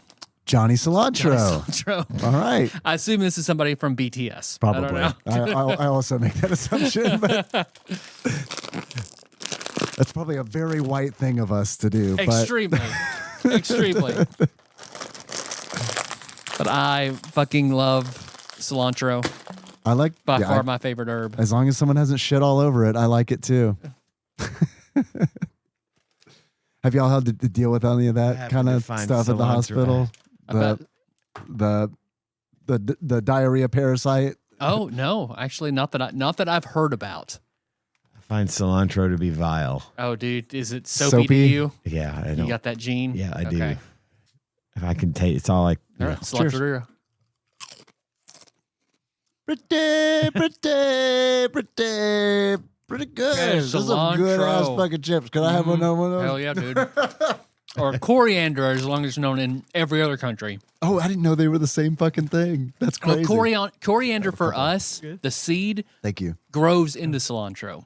Okay. So we designate the seed from the leaf. When all the other countries, the Just seed in call the it. leaf, just coriander. Gotcha. Yep. Interesting. I had no idea. Yeah, those are good as They're fuck, good. man. Yeah, man. These were some salsa. Yeah, man. I might crush them in this. Well, I'll wait. All right. Oh, fuck it. Here we go. Too tempting. Yeah. Here is Chili a relleno. Pork King Good stupid hot pork rinds. Okay. Can I see the bag? How's that combo, Dave, with the chili relleno? It's great. Would you like to try I it? do want to try one. Yeah, Please. yeah. You should. Could you pass it to Tyler? Sure. Thank you. Here, and I will not be double dipping. I'm just gonna. Extremely spicy flavored chicharrones. Oh, yeah, man. You might have opened these up? Oh, please That's do. good, right? Yeah, they're very good. Yeah, that's man. a great fucking combo right there. Grab a couple of these. I have a feeling these are going to be right up my alley. I made sure I went out of my way to try to find good, unique pork rinds. Yeah. I love pork rinds. After the Nice Hattie's pork B rind. chicken skin disappointed. Oh, That yeah. was Those were bad. so fucking gross. I was so disappointed in that because I was I so was excited. too. I was thinking man. it'd be like this, but like chicken yeah, skin. But right. yeah, ugh. No, those are greasy little fucks. Pork rinds are a great source of protein and low cal. That's a good texture. Mm-hmm. And These are really good. that's the hottest pork rind I've ever had. It's really tasty. I like how salty it is too. Mm-hmm. It's got the right amount of flavor. I bet this high hopes for this brand. I hate to be the Debbie Downer, but pork rinds are not a good source of protein. Because there's fat. Or whatever. There was Fat and something they carb. are good for. They do have protein. They do have a good amount of protein in them, but they don't have all the 8 amino acids that Oh, are I necessary for. They're great synthesis. for if you're low carb. Yeah, yeah, You know, yeah. if you want crunch, That's but what it you're is. off Low carb. on carbs. Yeah, That's yeah. what it was. I was trying. It's a to big come keto up with. food, right? Oh, Yeah. huge. I remember when Jacob was doing that, he was like, I'm dying. So I just want crunch, but I can't have carbs. And I was like, oh, dude, pork rinds. He's like, the fuck? I was like, yeah, just try it. And That's what it he ate was. one. He was like, this changed my whole fucking diet. Yeah, I can do this now. it's Because I got excited when I looked on the bag and I was like, "Oh man, these have fucking they have protein in them." And then I was like, I found out later it's like, no, they don't. I mean, they do have protein, The but thing like, not all the amino acids. The thing I was you have to eat thinking them with of, something, the yeah. thing I was thinking of, it was that they're low in carbs. Yeah. That's what I was trying to remember. So here's pepperoni pizza pork rinds from Pork King Pork Good. King Good, Pork. pepperoni pizza. I like their packaging design Mm-hmm. because this straight up looks like a Godfather's pizza. Really Yes, it does. And I'll take smells pictures of all this stuff It and smells good. It smells like Smells fucking like pizza. Pizza And in the not like if morning. Oreo did a pizza, you Right, know, where it's right. like, oh, this smells like pizza that like the Toxic Avenger pulled out of his taint. all right, pepperoni pizza pork rinds.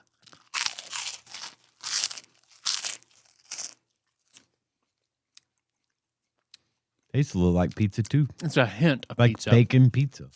It's not slap you in the face pizza No, it's just like there. like a pizza Pringles. What were those? What were those old pizza flavored chips called? Pizzerias. Pizzerias. Yeah, there you They go. taste No, like pizza- pizzerias. Yeah, those are really good. Those are. Those were actually made from pizza dough. Yeah. Oh, really? Yeah, I didn't Oh. know that. yeah. Okay. Well, I felt like it had a weird texture That's to it. it. And they That's baked why. them. Yeah, Okay. That's one thing people talk about them all the time. Like, bring those fuckers back. yes, Those please. and PB crisps And EL fudge. and EL fudge. Hell yeah. They don't do EL fudges I anymore. don't think so. Oh, I God. haven't seen it. I'll in a have to long look. time. So here is bulldog, like the Hell ramen, yeah.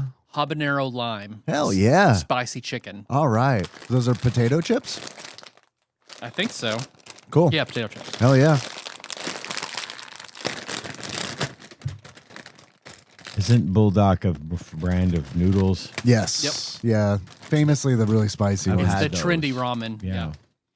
It's expensive. Gage stocked Yes. up on them, and I had a bowl once. They and do a were good very macaroni and hot. cheese too. Really? I bought Choco Chica, the sweet corn bulldog macaroni and cheese, and then the what is it? What's what you like? The carbonara macaroni and cheese that Bulldog does. Cool. Yeah, All right. carbonara. I love carbonara. Habanero lime bulldog chips. Ooh, That's good. pretty Pretty good. good They chip. didn't spare the lime. That's good. Mm-mm. Even the chicken flavor is pretty good. Tastes like bouillon. Mm-hmm. Yeah, that's a pretty tasty chip. I like the lime. Lime really kicked in there at the end. I really like that.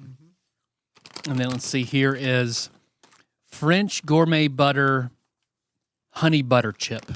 Ah, Honey butter chip. What brand is that? High tie. Okay.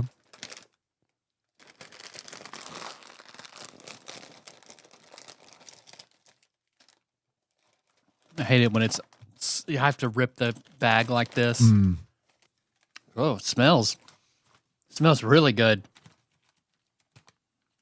yes, it does. Wow. It smells like. To me, it smells. I mean, it smells good, but to me, like a it dessert. smells. To me, it smells like shampoo. It smells like herbal essences. Yeah. All right, honey butter chips.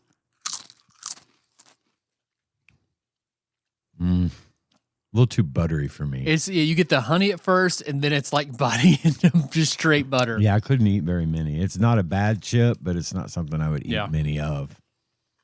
Huh. It's that butter flavor really comes out. It's French gourmet butter. All right, let's see. And then what else? What's that you got there? Some jerky or something? Okay, so this Is it like a fruit roll up? it's called Lava Shock. So it is basically Is that a He-Man villain? this is pomegranate flavor. So it's like an Love adult pomegranate. fruit roll up. Okay. Hell yeah. I thought that was just edible underwear. Oh, man, I guess you're right. Good Lord. And when they say fruit leather, they mean it. Yeah. It's like extra wrapped in plastic. Oh, I bet that's why it was so hard. Yeah, I think that might have been why it was so hard for you, because this thing's got a. Like a fruit roll up. It's on the Another- plastic sheet. Yep. But And I just tore right through that bitch. But it's not rolled up. It's two flat Flat. pieces of plastic. Oh, it's sandwiched between plastic. Yes. Oh, that's annoying. God, yeah, so far. How does this supposed to fucking work? Let's expose. Unwrap that bad boy. It looks like seaweed. I don't know if I can. Oh, wait, weakness. How do I get the other side? I probably fucked that up just twisting it and pulling it. I think I got it. Now it's integrated into the right. into the rest of it. All right, I think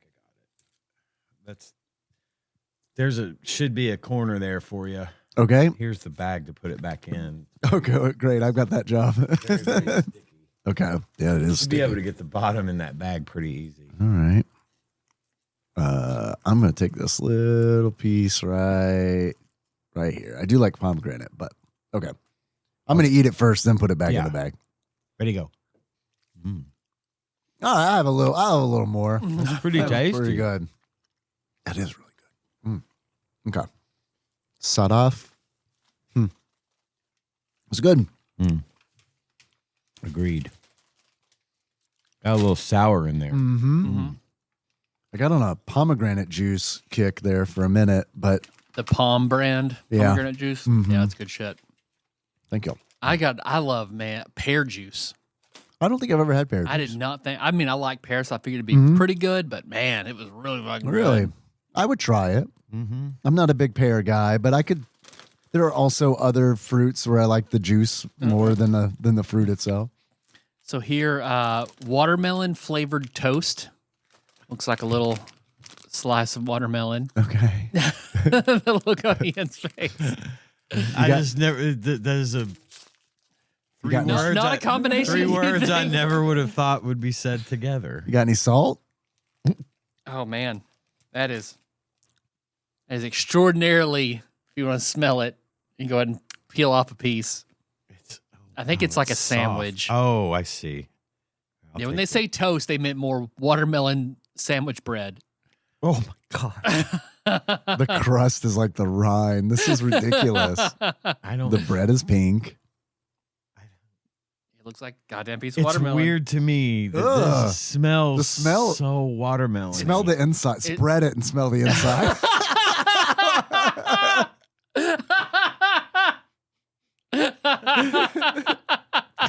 It's kind of gross. smelling.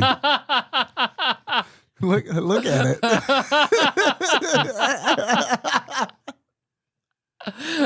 It's creamy. It's like, there's a pink cream in there. I ate a bunch of watermelon and it just came between two pieces of bread. All right, watermelon flavored toast. This is not toast, by the way. Not toast. You could toast it, I guess. Mm-hmm. This is squarely novelty food. Yeah. Mm-hmm. Stunt food. Yeah. Mm-hmm. Framed as food. Oh. food. Yeah. I don't know who's eating that as a snack. I don't care for that. Mm-mm. Spinach powder added, strawberry powder added. So I guess that's the green and red coloring, and then the watermelon is the goo. God. I bet more of that is thrown away than eaten. Yep. Let's see. Here is I'm worried about next thing that says toast. Golly. Yeah, that's like straight up. I feel like I just visited a daycare or something. Like that's like daycare food. Yeah. Where it's like, oh, well, I'm going to see my son's Christmas pageant. Oh, yeah, I'll have this weird food that you have here. yeah, egg skin toast. I think this is the chocolate. So here, let's see. Describe it to me. Slightly burnt yolk, rich egg flavor. Okay, hell yeah. Soft toast, delicate texture, sweet and savory, deliciously balanced. Chocolate flavor, egg skin toast. So to me, soft and toast aren't Not typically interchangeable, together. right? Right. That's why I was so surprised at the watermelon toast. Super soft. It's bread. Yeah. Watermelon flavored bread. It's soft for even bread. Yeah. Oh, it smells good. It smells like a Swiss cake roll. Okay. That what looks like a how you'd buy a sandwich at a gas station. Yep. I'm so hungry. It I even could eat comes a sandwich with from its- a gas station. With its own do not eat. A silica packet. I got a report from the hospital to where I got a picture where a patient claimed we put it in there. I don't see how it happened, but amongst the salt and pepper packets, that there was a silica gel packet that Oh my they opened and God. sprinkled onto their They food, didn't need any of thinking it. it was salt. I don't know. But there's nothing we have that I could have done that. Uh-huh. So I don't know if someone brought their own silica gel packets. I don't know. I never heard anything else out of it, but that was just a weird thing. That is a weird thing. Tear off a little section of it. What's it smell like? Egg? Chocolate. Yeah, like a brownie almost. I think that's actually bread. It's not cream. Like it looks like it It is. smells pretty good, but it's also scary. Mhm. It is. This is probably the scariest thing we've had so far on this episode.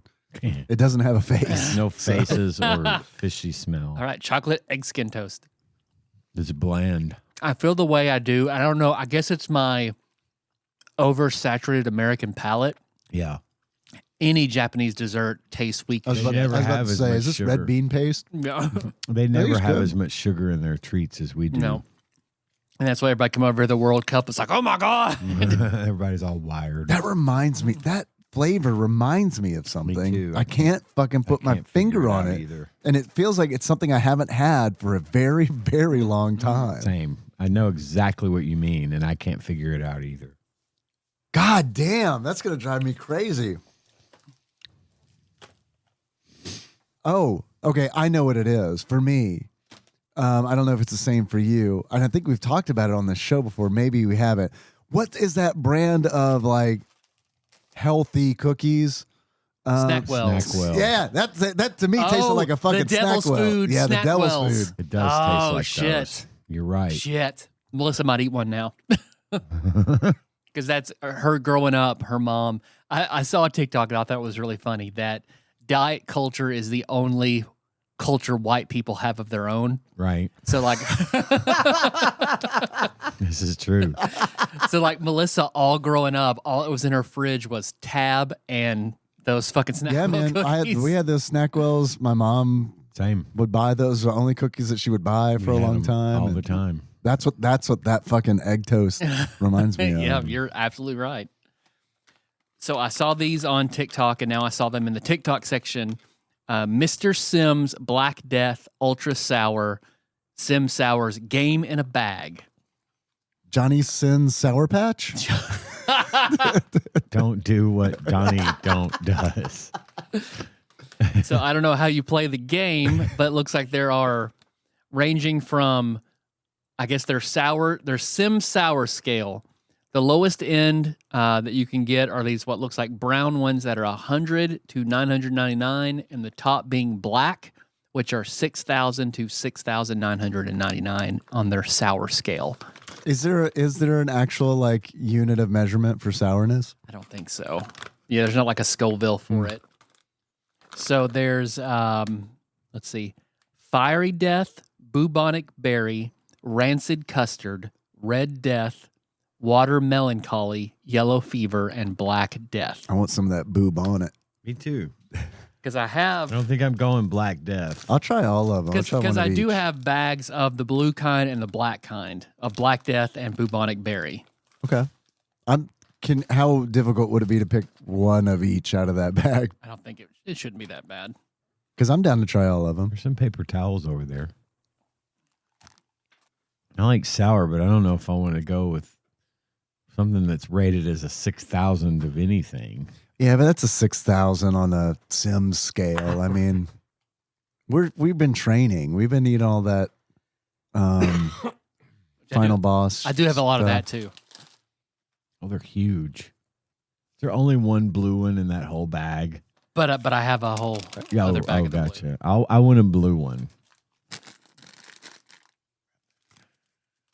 We'll start out with a blue one. Is that the lowest? I can't remember. Crusty. It is crusty. That's a crusty nugget. That reminds me of a cat turd. Only blue. Unless it's that cat litter that tells you something's wrong with your cat because its pee turns things. There's every flavor for Dave. Hell yes, thank you. A nice little package. All right. You want since Ian has the blue, we'll all try the blue first? Yeah, that's the second most sour. Yes, 1,000 to 1,099 are the So blue. help me gauge whether or not I'm going to be okay with the next levels. Yep. All right. Bubonic death. Bubonic berry. Oh, you can't crush it. It's not chewy. It's a jawbreaker. It's a warhead. Oh my God. Pretty fucking sour. Oh. That's hardcore. And that's level 2. Mm-hmm. Oh boy, I don't know. And they're really big, dude. It's like hard to move it around. So we'll probably have to spit these out to get to them all. Oh, there you go. I got through mine, but I think I'm going to stop here. Also, the one called rancid custard kind of. What was it? Rancid custard? Gross. I wasn't paying attention. Yeah. The one I that's just yellow. The one that's yellow and red is called rancid custard. I just heard boob and my couldn't get past that. That was good, but I don't think I could do more. So I think the next, What's the lowest? the lowest is the brown, but I don't see any of those. Is it this or is this orange? Oh, this is orange. That's the rancid Orange, custard. that's the rancid, Oh, okay. and that's squarely in the middle. Oh, okay. So it would go blue, then red, then yellow and red, then black. What about just yellow? Just yellow is right next to black. Oh, okay. So I think the next, Red then? just the solid red one is the next level up. Okay. So far, I'm not noticing a huge difference. I think it's more sour, but it's marginal. Mm-hmm. Mm-hmm. As these were open, because I let Kenna and Choco Chica have some. What do they think? Kenna immediately spit it out. Mm. Choco Chica was shocked how long it took for the sour to go away, but eventually it turned sweet. See, I just bit mine up. I just Yeah. chewed it right up. I thought it was going to be soft like those Final Boss ones. Woo! Damn. Okay.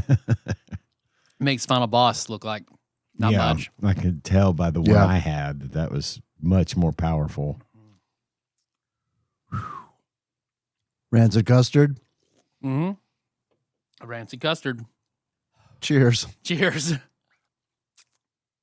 I mean, I guess the flavors, you have to get through the sour to get to the flavor.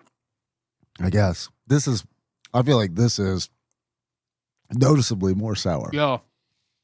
Most definitely. Oh, God. It feels cold. It's so sour.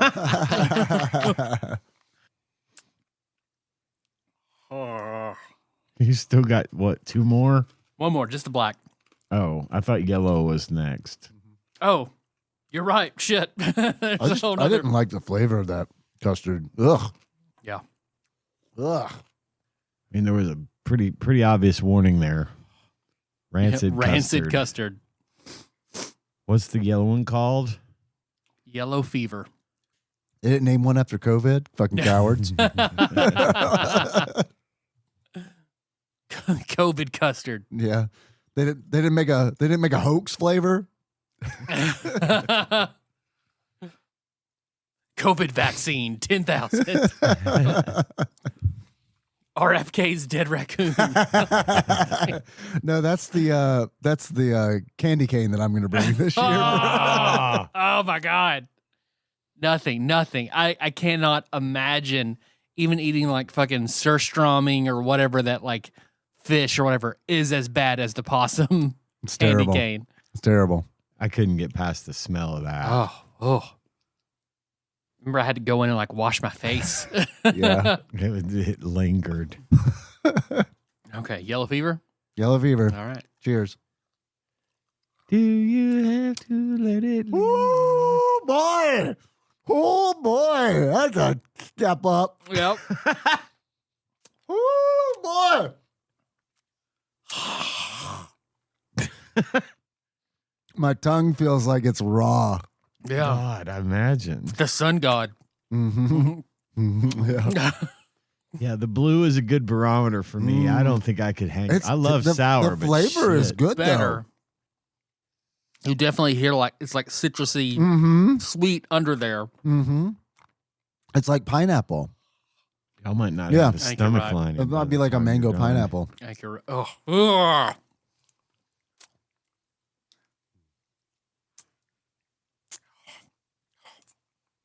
Still got the Black Death to go. Mm-hmm. Dave's hanging in there like a Yeah. trooper. He's finishing them up. They're good. That one was a fucking step up though Yeah. from the last one. Yeah, this is pineapple. This is great. So I'm not sure. I mean, I guess they all look dark to me, but I guess some of these could be the brown ones too instead of Black Death. Don't This you have looks- a bag of Black Death? I do have just a straight Black Death. If we want to try that, Dave, till we know we're eating the black ones. This is black. Yeah. Yeah. Unless the brown is like a really, really dark brown. Because this one looks. We're going to know. This one looks. You're right. Because brown is the least. The least, and then this. We're going to know. I'll be honest. Like, if I feel like it's not sour, I definitely want to try one of the Black Deaths.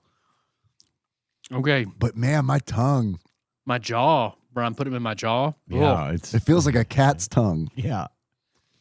It's shrinking away. It's trying to get yeah. Yeah. I'm gonna have to watch the dub. I want to know how bad it is. Yeah. It gets in like episode 4. It's real. They do it a lot. It's really annoying. All right. Black Death. Black Death. Cheers. Cheers. Oh, Black Death. Oh boy. Oh boy.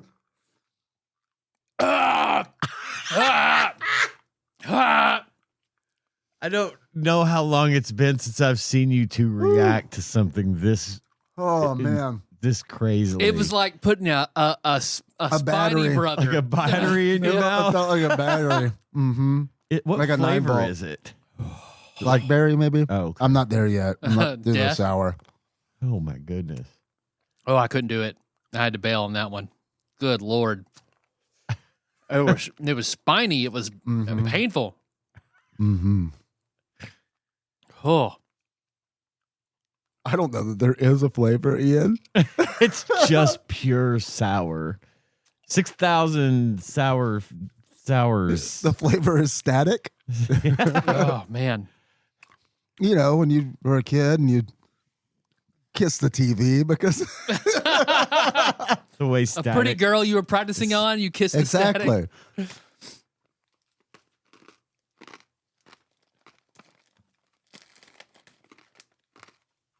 Whew. Mouse will probably like that sour stuff. Licorice? I was afraid too that it was going to be black that licorice. would make sense that it's licorice. And I don't like black licorice. But it's not like it's not strong. Like I really had to be like once you get to there's like a gooey center to Right. it. Once I got to the center, it's like this kind of tastes like licorice. that makes the most sense. But what the Black Death flavor would be would be licorice. Huh. Oh. Those were fun. You want to try something sweet to break that up? I don't know if I can taste anymore, but sure. So I'm sure you guys have probably all seen this out at like I've Walmart. heard of I have not. Toffee. Yeah. I've seen these before, and then I saw a TikTok where a girl was trying new things, new candies. She was like, "I've always seen this. I don't even know how to say it. Toffee? Toffee Fay. Toffee. She tried it, and she's like, "Oh shit, this might be my favorite candy." So whenever I saw it at Jungle Gyms, I was like, "I've never had it. I've only seen it." They've been around We'll for check it a out. while. I've seen them before. Had them before. Nice They're packaging. tasty. Looks very Ferrero Rocher. I used to see commercials for Toffee Fay a lot. Really? Around Christmas and stuff. Have you had one? Yeah. They're good. They're hazelnut. if I remember right. They are kind of like, if I remember right, they taste a little like a Ferrero Rocher. Only smaller. They don't look like, they're not like the size of golf balls. Toffee and Fay. What's so devilish about those sour balls is how large they are. Yeah, there's a lot. Usually sour candy comes in small bites. All right. Mm. These Toffee. are good.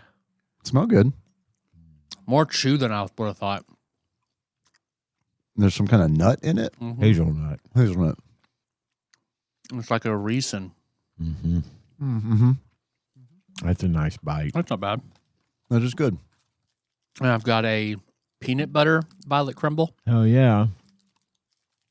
I do like those violet crumbles. Hit it on the table before you open it. Oh, yeah. Now be careful. Like the giant sweet tarts. You're supposed to do that, but I never did. Either.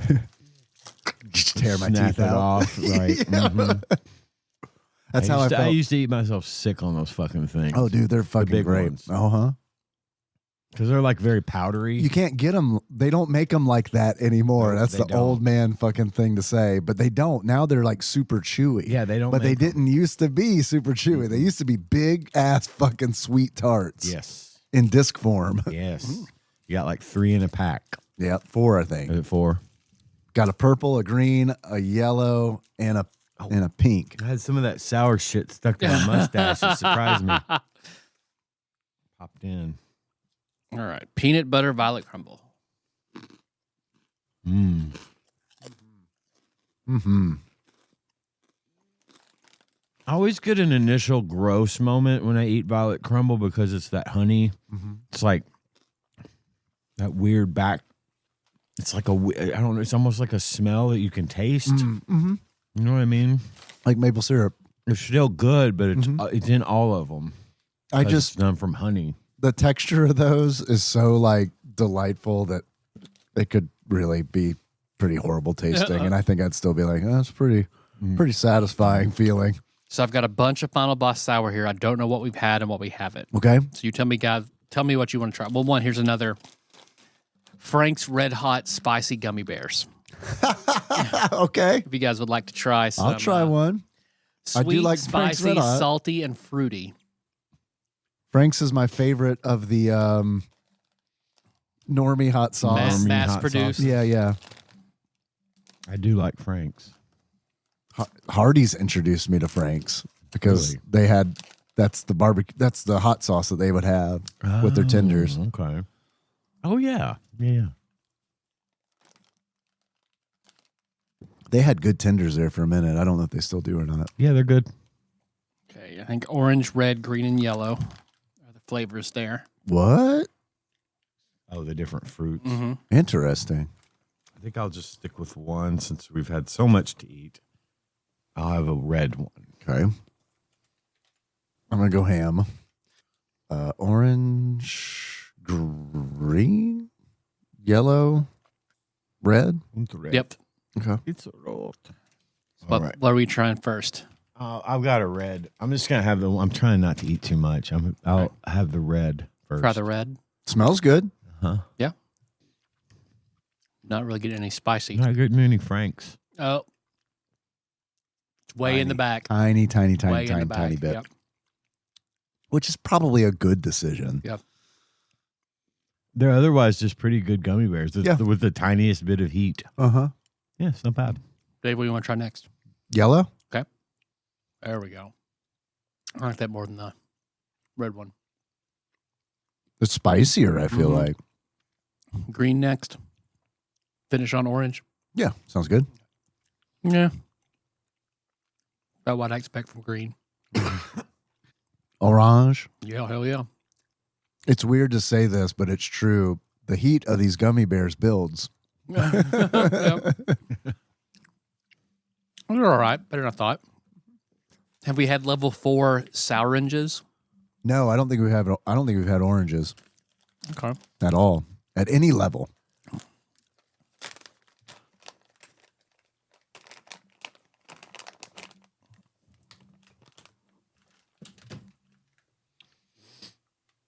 Whoa, That's a lot. that's a hunk. It's a hunk Thank you. Hunk of sugar. I do want at least 2 of these. I have a feeling. Thank you. All right. Level 4 sour oranges. Woo! These final bosses aren't nearly damn. as sour, but they've got really good flavor. I don't know, man. I think my tongue is raw as fuck because that hit hard. Yeah, that hit hard. Yeah. Not for me, but I didn't have one of those Holy black shit. bastards like you did. There's a good orange flavor. I like that one. Mm-hmm. We had level 2 sour strawberry mango. I think Had so. strawberries. I don't think I don't. Yes, we have. We have. Level 3 sour watermelon kiwis. We've had kiwi. I don't know about watermelon though. Yeah, and maybe I'm wrong about the strawberry and mango. Maybe we had those I think we had individually. strawberry and mango, right? That's just. It's a big old piece. I'm just gonna because I'm getting over sugared. Those are big pieces. Yeah, it's like a slice of the whole kiwi. All right. Cheers. What level? 3. Pretty good. I like this better than kiwi. Yep. Kiwi to me is a filler fruit. Not as filler as cantaloupe. But yeah. I'm just not a big melony fruit guy anyway. That was a Oh, good these strawberry mangoes are 2 separate. Okay. Strawberries and mangoes. So. I remember the strawberries being fucking tasty. Yes. I mean, if you want to try them again, I'm fine to try them again. I'll have a strawberry. I gotta stop soon. I'm having more sugar tonight than I've had in a month. Yeah, same. And I know we've done this sour colada. I know we've done that. So there's sour strawberry lemonade, and then these I just bought lemon iced tea peaches, level 3. Huh. Strawberry mango. I have been on a real mango kick, where for a minute I've been eating like at least 1 mango a day. Really? Mm-hmm. I'm not a big mango never guy. cared for mango. I wasn't at all, but if I find them the perfect level of ripeness, Mhm. fucking great. Those strawberries aren't as good as the last ones we had. They also weren't sour at all. Not at all. Level 2. Nothing. They were okay, but the last ones we had were like runny. You remember they Yeah. had like a liquid on Yep. them.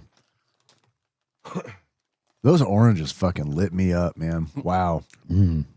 And here's the strawberry lemonade. And there's just strawberries. Level 1. These have the goo on them. Nice. Hell yeah. Love it when they have the goo on Me them. too. Like that watermelon toast. Yes, exactly. Smells really good. Sour strawberry lemonade. Yeah, that's Starburst territory right there. It's a nice flavor. I can taste the tea. Mm-hmm. Well, here's the lemon iced tea peaches. Oh, I thought that was the tea. Maybe No, I there's must lemonade. imagine. Lemonade is what you're tasting. lemonade. These Yeah, I ooh. have high hopes for. Because, man, few things do I love more than an Arnold Palmer. Who wants Arnie Palmies? I love a palmy. So gooey. Hell yeah. Thank you. Sticky. Hell yeah. I'm gonna need a napkin here in a minute. I've got to touch electronic equipment. There's something wrong with my Swedish fish. It's a Swedish barracuda. All right. Lemon iced tea peach. Oh, that was sour on Oh, it baby's is. tongue. Level 3. God damn.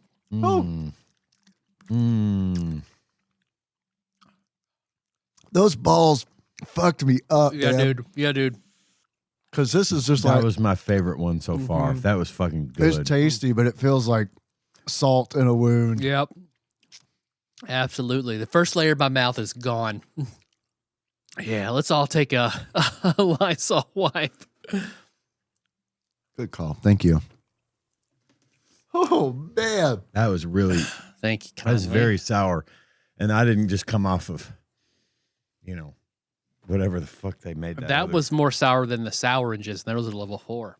Yeah, I It agree. was very sour. I think sometimes if they're the dry ones, they're not as sour. Right. But the wet ones, Yeah. those fuckers will get you. Yeah. Yes, they will. Every time. Love a wet one.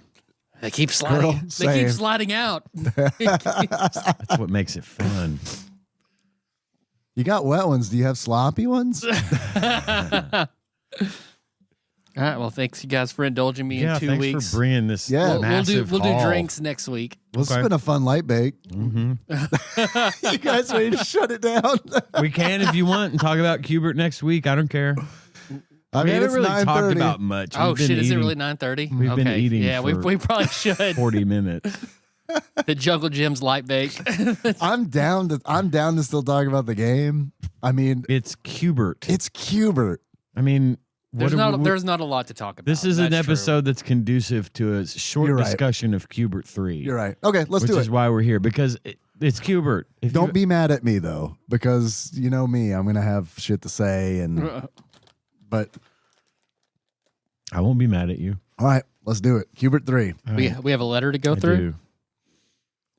While you can do that, I'm gonna take pictures of all this, post it to Discord, and organize this shit in front of me. Yeah, get it all back in the bags. Yep. Read again the first part of Brad's letter from 2 weeks ago, or a week ago, give or take. Hello, Ian, and whoever else is in the room. Hello. Thanks for the heads up from December 1982 Game Pro. It's Cubert 3 by Automatic. Cubert is back in POG In POG form.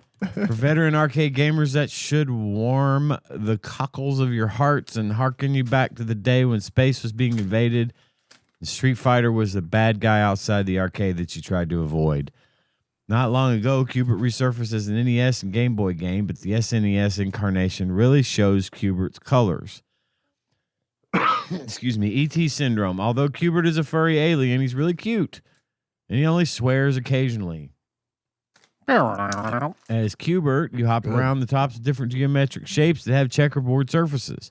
You must change the color of the surfaces to a target color. Sometimes it can take up to 5 hops on a single surface to display the target color. Sounds simple? If so, well, the concept is simple. However, this version tosses mind-boggling programming and great tunes at you, too. Our little Cubert's grown up. In the arcade version, you hopped across a pyramid-shaped board. The Cubert 3 features 100 uniquely shaped boards to slap your color-changing feet on. In addition, the old arcade cast of enemies, including those pesky foes, Coily and Frog, and objects, are complemented by things that both help and hinder your chromatic conquest. Cubert 3's visual surprise lies in the psychedelic background patterns that whirl and pulsate relentlessly. The graphics are some of the most innovative and impressive backgrounds ever. There's a magic number. If you liked Cubert in the arcades, Cubert 3 is a must. For a puzzler, it doesn't top the IQ requirement scale, but you've got to have pretty fast reflexes. Good sound and outstanding graphics make this cart jump. Hop on over to Cubert's pad. Cubert 3 by NT Vic. Graphics 5.0, sound 4.0, control 4.0, fun factor 4.5, challenge intermediate $59.95, 4 megs, available now, puzzler, 2-player, and customizable controls. It's Cubert. It's Cubert. 1992. That's important to mention because when he's talking about the graphics, my first reaction was they're not good. I mean, they're fine. They're Cubert, and they do have like the Earthbound battle style like in the background. And I think that's definitely what they're talking about. Because in 1992, I can see that being impressive. Right. It's distracting. It is They distracting. do give you the option to turn it off. Which is good Yeah. because I like my Cubert in pure form. Yeah. Old school Cubert is a thing that I did. I mean, I played Cubert in the arcades as a kid. It was a go-to for me every week at the arcade. I had it on the Atari 5200. I was really good at it too. I loved Cubert. Still do. I liked this game. As a Cubert fan, I liked this game. I liked this game as well. But I also have nostalgia for Cubert. Cubert's like one of Cubert and Burger Time. Those two are Fucking like Burger That's Time exactly is what I amazing. was going to say about it. Yeah. Exactly. It's This an- feels like isometric Burger Time. but those are the two like arcade games that I like remember playing Me too. first. Me too. Like I have a memory. Like, I mean, I remember Space Invaders, but Burger Time and Cubert were right behind it, just like the article said. This was early 80s gaming right here. I remember being like, this is like not just this is like might be my first fucking I gaming could memory. see Is that. like playing this in a mall in Slidell, Louisiana, Yeah. when I was like, I would have had to have been 5 or younger. I remember playing Cubert, and then I remember going to the Chick-fil-A there in the food court, and my aunt gave me a Cubert figurine. Nice. Which I looked those up. And she used to give them to me all the time.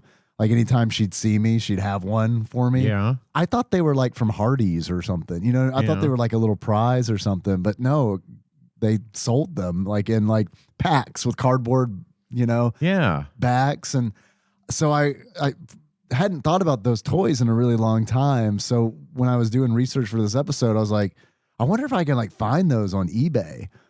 They do have a few on eBay. The favorite one I had was Cubert, and he's got Coily wrapped around him. Oh, yeah. That one was $140 on eBay. Damn. I know. I wish Loose or pack I impact? could. It was loose. Oh, damn. Yeah, it makes me wonder where the fuck that mine was. Mine is No right now. But I fucking love those toys, man. There's another one of him on that like rainbow like Simon disc that he like flies on. Mm-hmm. And then one. Cubert has the escape. It's the escape disc Uh-huh. where you can jump on the disc, and if you got a snake chasing you, he'll jump off the board Right. to catch you, and you eliminate him and get him out of your way to get to some of the other squares. Yeah, those goddamn snakes. And the fucking pipes just dripping the goo that jumps down.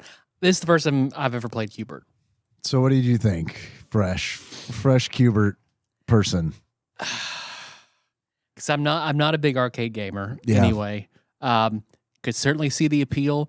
It reminded me of Burger Time, where it's like I want to be good at it, but fuck, it stresses me the fuck out with all the shit going on There's a lot. and all the backtracking and last minute timing where you're going to up or down. Yeah. How are the things coming down and cascading up, and when you have to hit it multiple times, or the ones that undo your progress, the little green enemies. guys. Yes. And it's interesting and also unintuitive that some of the enemies, like that one that jumps with the big feet and he changes the color of the Yep. blocks, he undoes what you did. Good Lord.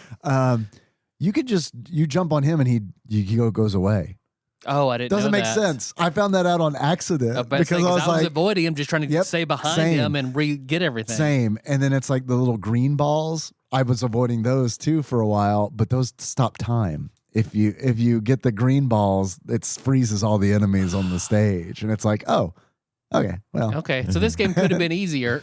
yeah, Because because I think Cubert's fucking hard. I think it's a real fuck. It's not hard. It's not Burger Time hard, but it's fucking hard. It is, and especially as you get farther along, even on the original game, it's a challenge. It's a challenging game, and you've got to think ahead and plan your route and try to have escape routes and stuff. It's a lot to think about, and for such a simple game, there's a lot of strategy involved in it. in the original Cubert, correct me if I'm wrong, Ian, because like even though I played it as a child, I haven't played it much since then.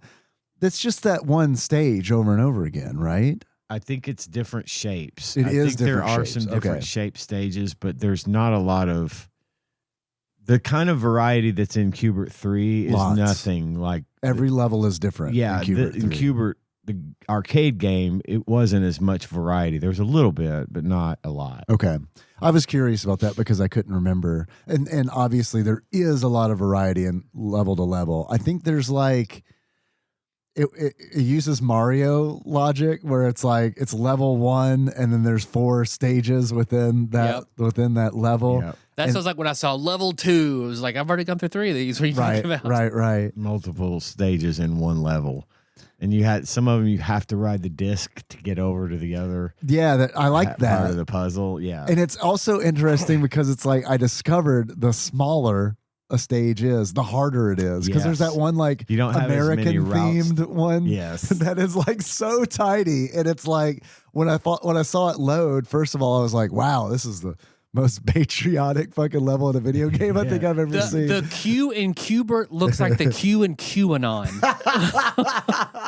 The first thing when I saw that, I was like, oh shit. Yeah, I saw that mouse is like, man, I'm all gonna over the He is place. pumped. Yeah. He smells Yep. what the Rock is cooking over here. He's up behind the blankets now. Can you grill what the Rock is cooking? Did you know that there was a Qbert series, a Qbert cartoon? I did. I didn't watch it. Well, it was but in 1983, so you probably would have been a little young for that. it's a little before my I time. would have been -1. Right. So So here's the plot of Qbert, the cartoon series. Okay. Had 19 episodes. It was on during the Ruby Spears Saturday Supercade on CBS every Saturday morning. CBS. The And big time. it's set in the 1950s inspired world set in the town of Qberg. A teenage fur-covered creature named Qbert, his girlfriend QT, his brother Qbit, and his friends Qbale, Qval, and Qmongus must deal Humongous. must deal with the resident bullies Collie, Ugg, Wrong Way, and Viper. Features both block hopping scenes, swearing bubbles, and occasional flying discs, all from the original game. New to the cartoon was Qbert's use of Slippy Doos, a black ball projectile which he loaded and fired through his nose, producing an oil slick wherever the balls splattered. Slick and Sam are also featured. It was a 1950s themed. Why did they make don't that know. decision? I don't That know. seems like an odd swerve. So this is like the planet that Qbert comes from apparently is based in the 1950s pop culture. And I guess at some point after that, he Fallout comes and to Qbert Earth. shared universe. Yeah. But yeah, Wow. I remember watching Qbert on Saturday mornings. I don't remember anything about it. And it was never a significant, like, it was one of those things where like every episode was basically the same. You know. All right, he's loading the slippy do. Yeah. He's gonna make it real slippy. Exactly. I was thinking about the cartoon and being like in the 1950s. It makes me wonder if it was one of those things where it's like the creators of the game like had some creative input, and it's like maybe when they were children, and it's kind of one of those things It would have been in the 50s. in the 50s. Yeah. And it like makes me think about like how Qbert is such a weird game because it was made by Gottlieb, which is a pinball manufacturer. And it's like even that arcade cabinet is unique because it has one of the free ball hammers or whatever inside the cabinet. Yeah. So like when you jump off of the stage as Qbert, you get you get a free mechanical ball. Yeah. knock. Yeah. Which was a nice touch. Yeah, it was it a is. cool thing. It is cool. Unfortunately, I don't think Like he fell off and fell to the bottom of the this cabinet, cabinet. and hit the fucking bottom. Right. I think this was like the only, I might be wrong, but I think this is the only like video game success that Gottlieb had because Qbert was huge. It was a big deal. Yeah, I mean, it had its It was cartoon, everywhere. and yeah, I know there was a board game. I saw a commercial for a board game. God, I forgot about that. It It was on every console. Like yeah, a lot of ports. a lot of ports Mhm. to that one. It was as ported as Pac-Man Mm. easily. And that's saying a lot, almost too. played as much as Pac-Man, I think. I don't know that it had the financial success that Pac-Man did, but it got someone was always playing Qbert when Yeah. you go to the arcade, and I was usually that guy. So Qbert 3 for the Super Nintendo, I really struggle with the controls on this. It like took me a minute to wrap my brain around. Left is not left, right is not right, up is not up, left down is not down, Right, because you're going in a diagonal Right. in every direction, and the tough part with that being on the controller is that when you had it in the arcade, it had a joystick. And it was locked And in you those could diagonals. Right. It was natural. It Mhm. felt like you were going the way that you were going instead of essentially having to take your controller and turn it like 45 degrees in that direction so Which that you have an didn't X work for instead of me, a plus. Because whenever I would turn my controller, I would also turn the screen right, because I was you're playing, it on the a handheld. Yeah. right? I Same, and it, yeah. That's unfortunate. There should have been I don't know what they could have done. I don't either. And I know like it's 1992 and they give you the option to change the control scheme. Like you can, and they show you in the control scheme, the controller tilted at 45-degree angle. And then they've got it flipped to where you could play this game using the face buttons instead of the D-pad. Which would be weird, but it does make sense. It makes sense because it like that would be more comfortable, I feel like, to hold. Mm-hmm. But yeah, again, I didn't play this on my Super Nintendo because I wanted to play it in bed. Right. So I played it on the handheld. But eventually my brain caught up. And once that happened, it was like, oh, okay, now I can like kind of actually play the game. Got through the growing pains. Establish a little bit of muscle memory. Exactly. There are some weird levels. There really are. There's a level that's teeth. And You got to jump and make the cavities. Make them more. You got to hit them 3 times to turn them basically black with cavities. Yep. There's dice. There's one that has like suitcases or something. Suitcases that turn blue. They have like a strip that turn blue and then green, and then like the backgrounds. Like the funniest background I thought was like, you know, those old like, well, I don't know what they were called, but like you learn to dance by like putting a fucking like putting a mat on the floor and it had like footprints and shit where you're supposed to stand. One background was just that. And it was like, okay, I don't know. It really felt like it's weird because it was 1992 and I feel like we really hadn't reached that like weird for the sake of weird 1990s yet. Yeah. The Toe Jam and Earl years. Yeah. Right. But this oozes that, like where it's like it just feels like weird for weirdness sake. It's like Pee-wee's Playhouse, the video game, because it's all this like kitschy kind of like tacky stuff. It's a really there was good way to one put background that had the Mondrian painting. Oh yeah, I know, and they're in circles flying around and weird scribble. It's weird. It is weird. I kind of disagree with the review that you read as far as like the music goes. Yeah, the music was it's fine. It was okay. Yeah, it was enough. Yeah, but yeah, I wasn't like blown away by the music or anything. Me neither. That's it. That's all I got. It's Hubert. Yeah. I mean that's all there is to say. If you've ever played Hubert, or if you haven't, this is a fine intro to it. Yeah. Aside from the fact that the controls are a little bit difficult to get accustomed to. My recommendation is if you're ever in a place like an old arcade expo type of thing, or one of those places like that has the old video games, play Hubert cabinet, because it's a fun little game and it's very satisfying to play. I can't say I would pick this up and play this again, unless it was like we did a tournament at prom.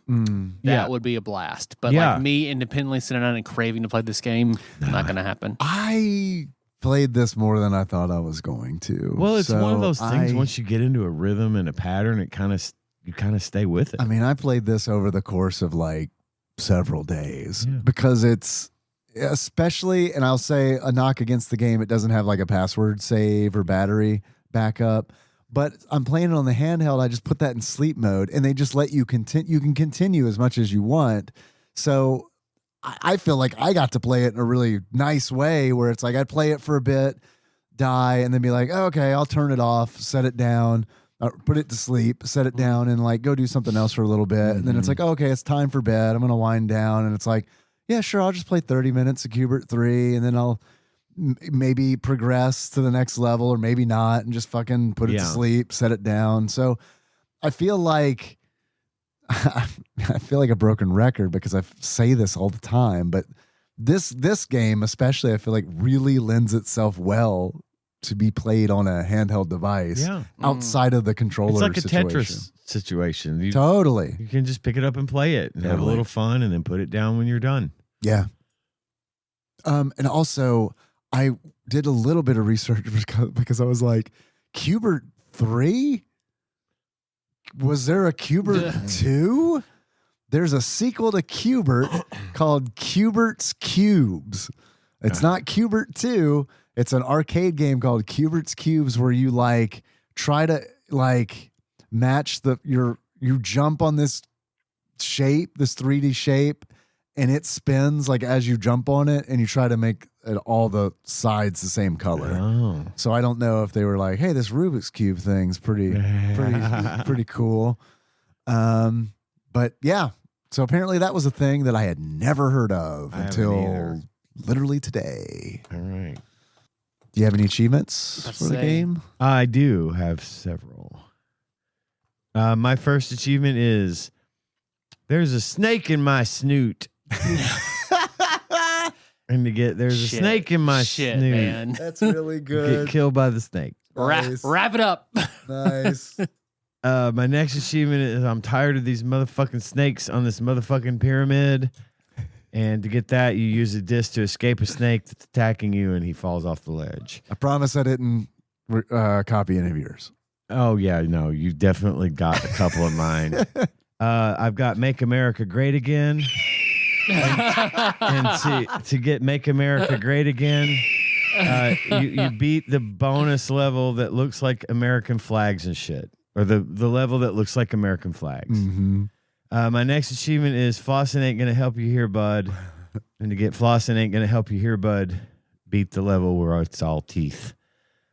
My next one is Ice to See You. And to get Ice to See You, beat the level that's just ice cubes. My next achievement is Dice to See You. And to get Dice to See You, you beat the level that's all dice. And finally, the inevitable Yes, Cubert 3. And to get Yes, Cubert 3, realize that this is just Cubert and enjoy playing it anyway. What's up with you? How many? What you got, Dave? I got a couple. My first of which is Cubert and Q-Ernie. In order to unlock Cubert and Q-Ernie, you try 2-player mode. There is a 2-player mode in this game. It is not exciting. You just take turns. It's one of those. It's Super Mario Brothers original. You play and then you play. My next achievement is I just got here. In order to unlock I just got here, you start the game up and immediately jump to your death on your first life on the first level. I unlocked that. Okay. My next achievement is no. I said I like Cubert, not I like Dilbert. In order to unlock no. I said I like Cubert, not I like Dilbert. Is pause Cubert 3 long enough to remember the time that Scott Adams, the creator of Dilbert, publicly characterized Black Americans as a hate group and advocated that white Americans separate. My next achievement is Lord. my next achievement is I have had it with these monkey fighting snakes on this Monday, Friday 3D plane. In order to unlock, I have had it with these monkey fighting snakes on this Monday, Friday 3D plane. You bait a snake into jumping off the level. That is weird that we both came up with basically the same achievement. I know. For the same thing. I know, but Like they were different at the same time. Yeah, usually they'll be the same one or the other, but not both. I know. That's crazy. My last achievement is dental plan. Lisa needs braces. In order to unlock dental plan, Lisa needs braces. You thwart Rex Ronan by destroying all of the teeth in level 2-1. Nice. That's all of mine. Let's see. So I had a theme for my first 3, and then I wrote down 2 more while we were going. Okay. Nice. So my first one is straight to King Candy, and that is riding the tile down to the bottom. They're just reminding me like a candy circle you would see. My next one is visit the molasses swamp and dive to some of the random goo that comes out of the pipe. Yes. Lots Well, of goo. I on definitely tonight's unlocked episode. that. Yeah. Then my last one being the minion of Lord Licorice died to the fucking snake. So yeah, all Candyland theme. Nice. Then the two I came up with calling Dr. Novalin, dying on the teeth level. Nice. And then Q Weefs, stomp on 3 of the tile flippers. Hell yeah. There was one level. I watched some of the long play too while I was at work today. Just had it kind of playing in the background, and there was one level where you had to stomp on bricks and spell Qbert on each brick. Yeah. They were like Q, keys. B, Mhm. E. Yeah, it was crazy. And not only that, they're tiny, which they're threw me little off bitty. because it's like I couldn't tell, like, am I going to be able to make this jump or not? Yeah, it was weird. Yeah. I didn't play that one. I just saw it on the long play. Well, how much do you think you might pay for this game if you were to buy it loose? Let's just say on average. I'm gonna guess that it was probably For once, let's not be so specific. Yeah, yeah. We'll just take on an average. maybe say like right now at the time of this recording. Good time at this one, Yeah. right? What in 2008? What did the 43rd person pay for this game on Amazon? Man, that's a fun spin we could do to this game. I'd say like $7.95. I think this one's probably pretty common, especially since it was 1992, and there may not have been a massive library of games to choose from. And this was probably a rental, a big one on the shelves at the Blockbusters of the world. It feels like a game that no one would want to own. I hate to say that because I don't think it's a bad game. Yeah. But it feels like one of those games. Yeah, paying $60 for it. $60 is a lot for Qbert 3. Yep. But I still think it's cheap and common. I'm going to say $7.95. $7.95 for me. See, I want to go the opposite because I didn't know this was a thing. Yeah. I've never seen it. Like you just said, like I feel like it probably not something purchased a whole lot. So I want to go the opposite and say $29. $29. Grim sent this in, so I get to play. I'm going to take my usual route, and I'm going to split the difference. I'm going to go somewhere I'm going to say $15 to $16. I guess I need to pick one. $15.50. $15.50. $15.49 is what I'm going to say. Locked in. $15.50. I kick. Let's see. Let's open that DM. All right. Qbert 3. Ah, yes. For the Super Nintendo, loose on average, according to pricecharting.com at the time of this recording, is on average $19.95. Okay. Any guesses on what you might pay for one new? $80. $240. Damn. You could almost buy 3 Switch 2 games. Almost. I could buy 3. What do you guys think Flopsy has to say about I think Qbert it'll have 3? a decent score. I think it'll be okay. I don't think it'll be 3.5 maybe. I could go as high as 3.5. And uncommon, given the price, maybe uncommon. I could say I'm good with uncommon as You well. read my mind. 3.5 uncommon. Locked in. We're all going to turn our key. Okay. According to Flopsy, a.k.a. the Ultimate Nintendo Guide to the SNES Library, 1991 through 1998, by Pat Contry, courtesy of Monster Mole Mike and a shadowy, mysterious benefactor. Qbert 3. Yes. Yes, Cuban B. Availability. Uncommon. Got it in 1. 2.5 stars. 2.5. Okay, we were off by 1. 2.5 stars. I feel like for once, maybe Flopsy's a little harsh, but the reflections on this come from DG, who says the option menu provides stereo mono, music on off, 4 different control mappings, and the ability to turn the backgrounds off. A feature that might surprise you until you have had the opportunity to play Qbert 3 to realize how distracting they can be to the experience. There we go. They had a meeting. They had a meeting, and they had the backgrounds, and someone was testing the game and said, the fucking background's got to go. Like, no, we spent days working on all these backgrounds. All right, well, at the very least, have the option turn them off because they fucking suck. And then they put the option in. Which I think it's good. fine. You either like them or you don't. Yeah. You have Let me the do that option with to Jim turn 'em Powers. off, right? Yeah. Yeah. All right. Tyler, Yes, Dave. if you were to give this game a beard, what kind of beard would you give it? Give it the cheating goatee of one Peter Dinklage from Pixels, starring Qbert. Yes. I forgot his role in that movie That as entirely. well, Yep. actually. Not Cubert's, Peter Dinklage's. Yeah. That's fucked up. Cubert's more memorable to me in that movie than Peter, Peter Dinklage. Tyler, Yes, Dave. if you were to give this game a pair of glasses, what kind of glasses would you give it? I was trying to think who has a nose most similar to Qbert that also has glasses. Muzzy. Muzzy's pretty good. I should with But Muzzy doesn't wear glasses. But I went with Mr. Dink from Ah, Doug. Douglas. Doug. That's good. That was really That was good. really good. What do we want to do next week?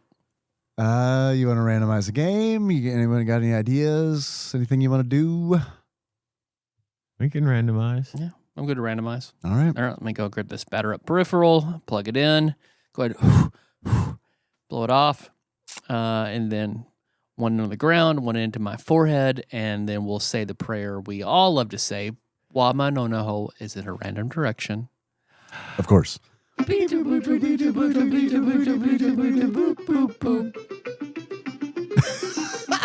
going to make that way longer. gonna Stop. The board goes until you say Oh, stop. I thought I was going to eventually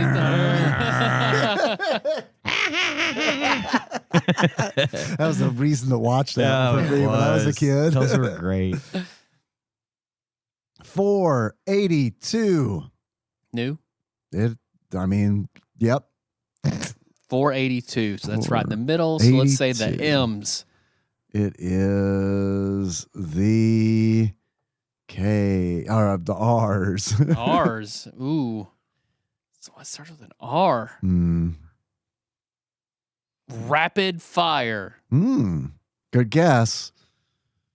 Romance of the Three Kingdoms 3. Yes, sir. Yes, sir. What is it? It's a Koei game. Koei. It's one of those Koei strategy. One of games. those. Fuck. Yep. Not one of the good ones either. It's one of those. It's one of those. All right. Might as well get it over with. If you want to.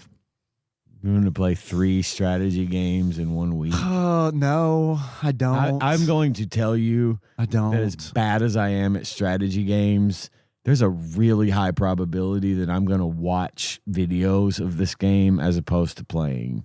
I'm going to play it. I'll give it a try, but I will give up quickly because I get bored super fast. I in haven't games like made it that. through to the end of any of these Oh, fuck Koei no. strategy games. Fuck Maybe no. Gemfire. Maybe I got to like I got defeated in Gemfire. But like most of these, it's just like I play it for fucking too long, and I'm like, how much more? It's like I'm doing hundreds. I'm doing Hundreds of terribly. hours. There's no way I'm going to win this. How long? But how much longer until I just lose? Yep. And it's Yep. like I guess it just goes on and on. Give me liberty or give me death. That one was At like. least you understood the people. Yes, but also like I knew from like the 4th battle, it's like I'm not winning this. It's just like, can we just beat me, Yep. please? All right, fine. Romance of the Kingdom. This is one I've seen 3. a lot. Like my whole life, I've Yes. seen posters for this. Yeah. No, I mean it's tough because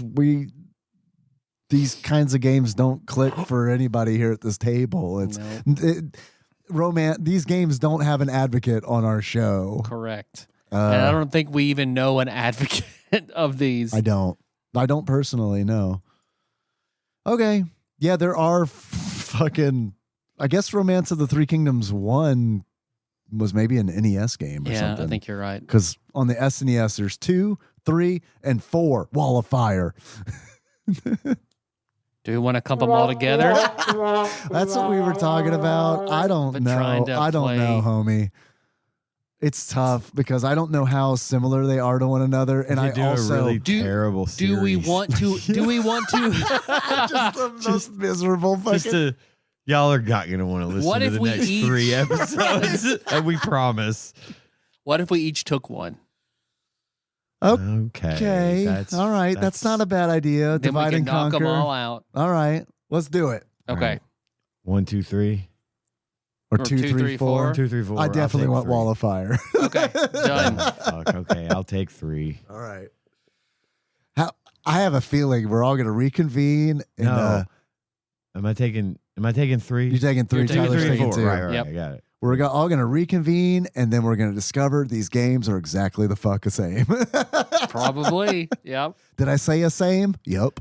We'll let Tyler lead off with the earliest one. Yep. And then I'll take up the middle Okay. and be the meat in the sandwich. Yes. This very lean and unsatisfying meat in the sandwich. And then you'll finish us off with the Yes, I will. the big I wall. promise. The big old spurting wall of fire. It's the Dave guarantee Oh, yeah. that will finish y'all off.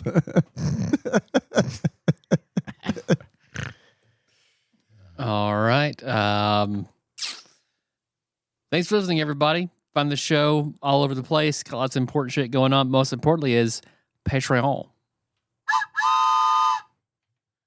Patreon.com/TADPOG. Go there if you would like to give us money for the exciting homespun content that we do every single week. And we're happy to do it because we love it and we love you. $1 a month gets you Turbo Granny fell. $1 a month gets you access to our legacy content, stuff we used to record for the Patreon specifically. And a lot of stuff to listen to there.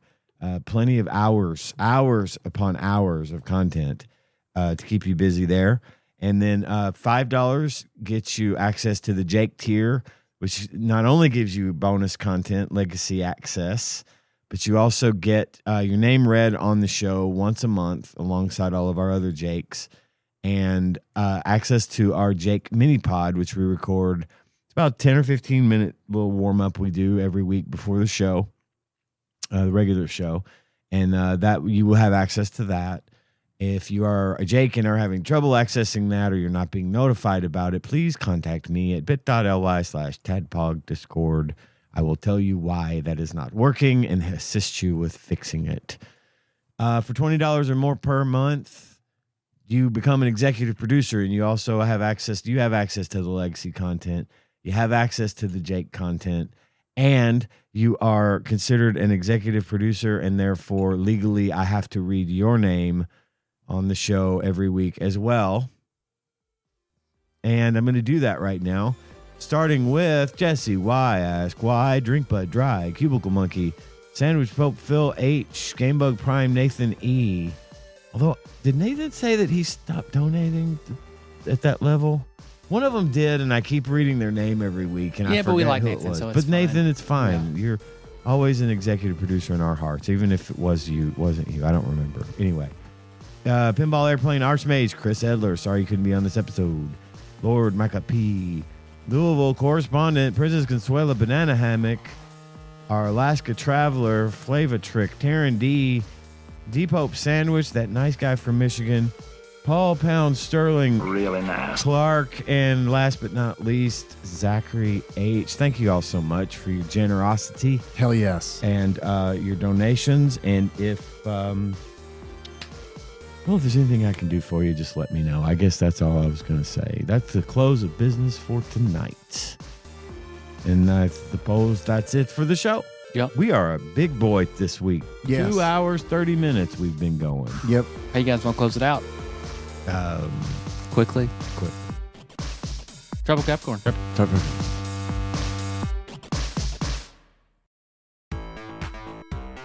TADPOG may or may not be recorded in front of a live studio audience inside the Holland Deck at TADPOG Studios in beautiful Paducah, Kentucky. This homespun artisanal podcast is hosted and produced by Tyler Holland, Dave Moore, and Ian Chandler. New episodes are released every Wednesday. You'll find our show on Apple Podcasts, Spotify, YouTube, and anywhere else podcasts are hosted. If you have a question or comment for the host, don't hesitate to call us at 270-883-2555 and leave a voicemail. We like it. There's a chance we'll play it on the show and respond. If you'd like to send us something, you can do so at TADPOG Studios, care of Nicole Nance, P.O. Box 3785, Paducah, Kentucky, 42002. Please refrain from sending perishable items as we aren't always sure when we're going to receive our packages. If you'd like to donate to the show, visit patreon.com/TADPOG, and with a minimum donation of $1 per month, you'll get access to all of our legacy bonus content. A $5 donation unlocks the Jake tier, which gives you access to the legacy bonus content, our Jake tier mini pod we record each week as a warm-up for the regular show, and your name mentioned during the last episode of each month. Want to access all of that and have your name read on the show each week? Give us $20 and become an executive producer, and we'll do just that. Join the conversation on our Discord at bit.ly/TADPOG Discord. Registration is free, and we'd love to have you there. If you enjoy our show and haven't already, don't forget to find and tap that subscribe button so you don't miss anything. Thanks for listening, and we'll see you next week. The episode we did for the Jakes. Let me just also say, if that district attorney sent like a dick pic to a kid, okay, arrest him. I mean, that's right. Like, I mean, if he's doing something like that, he just talked to him. He just showed him his dick. If he showed him his dick, did he show him his dick? We don't know. I have no idea. But yeah, if it was something like that, of course. Yeah, right. That goes. I know what people say. Tyler said he didn't do anything, but he showed the kid his dick. We're past, the kid his dick. We're past grooming at that point. We're exposing ourselves. Oh yeah, I to also children. changed my opinion if he showed the kid his dick. Yes. Yeah, obviously. I mean, Yeah, me too. Everyone at Should we TADPOG re-record the Jake agrees. episode? Yeah, let's do that. New evidence has come to light, and now my opinion has changed drastically. Yeah, our And if you don't know what we're talking about, donate. Give us and go- $5. Give us $5 and you'll be able to find out, and then hopefully not think that you need to call the police Yep. or something. Just remember that this is a comedy podcast. Yeah. There's a whole disclaimer at the front. That's true. We're not only not experts at video games, we're not experts in anything. We're just commentators. We're commentators and observers.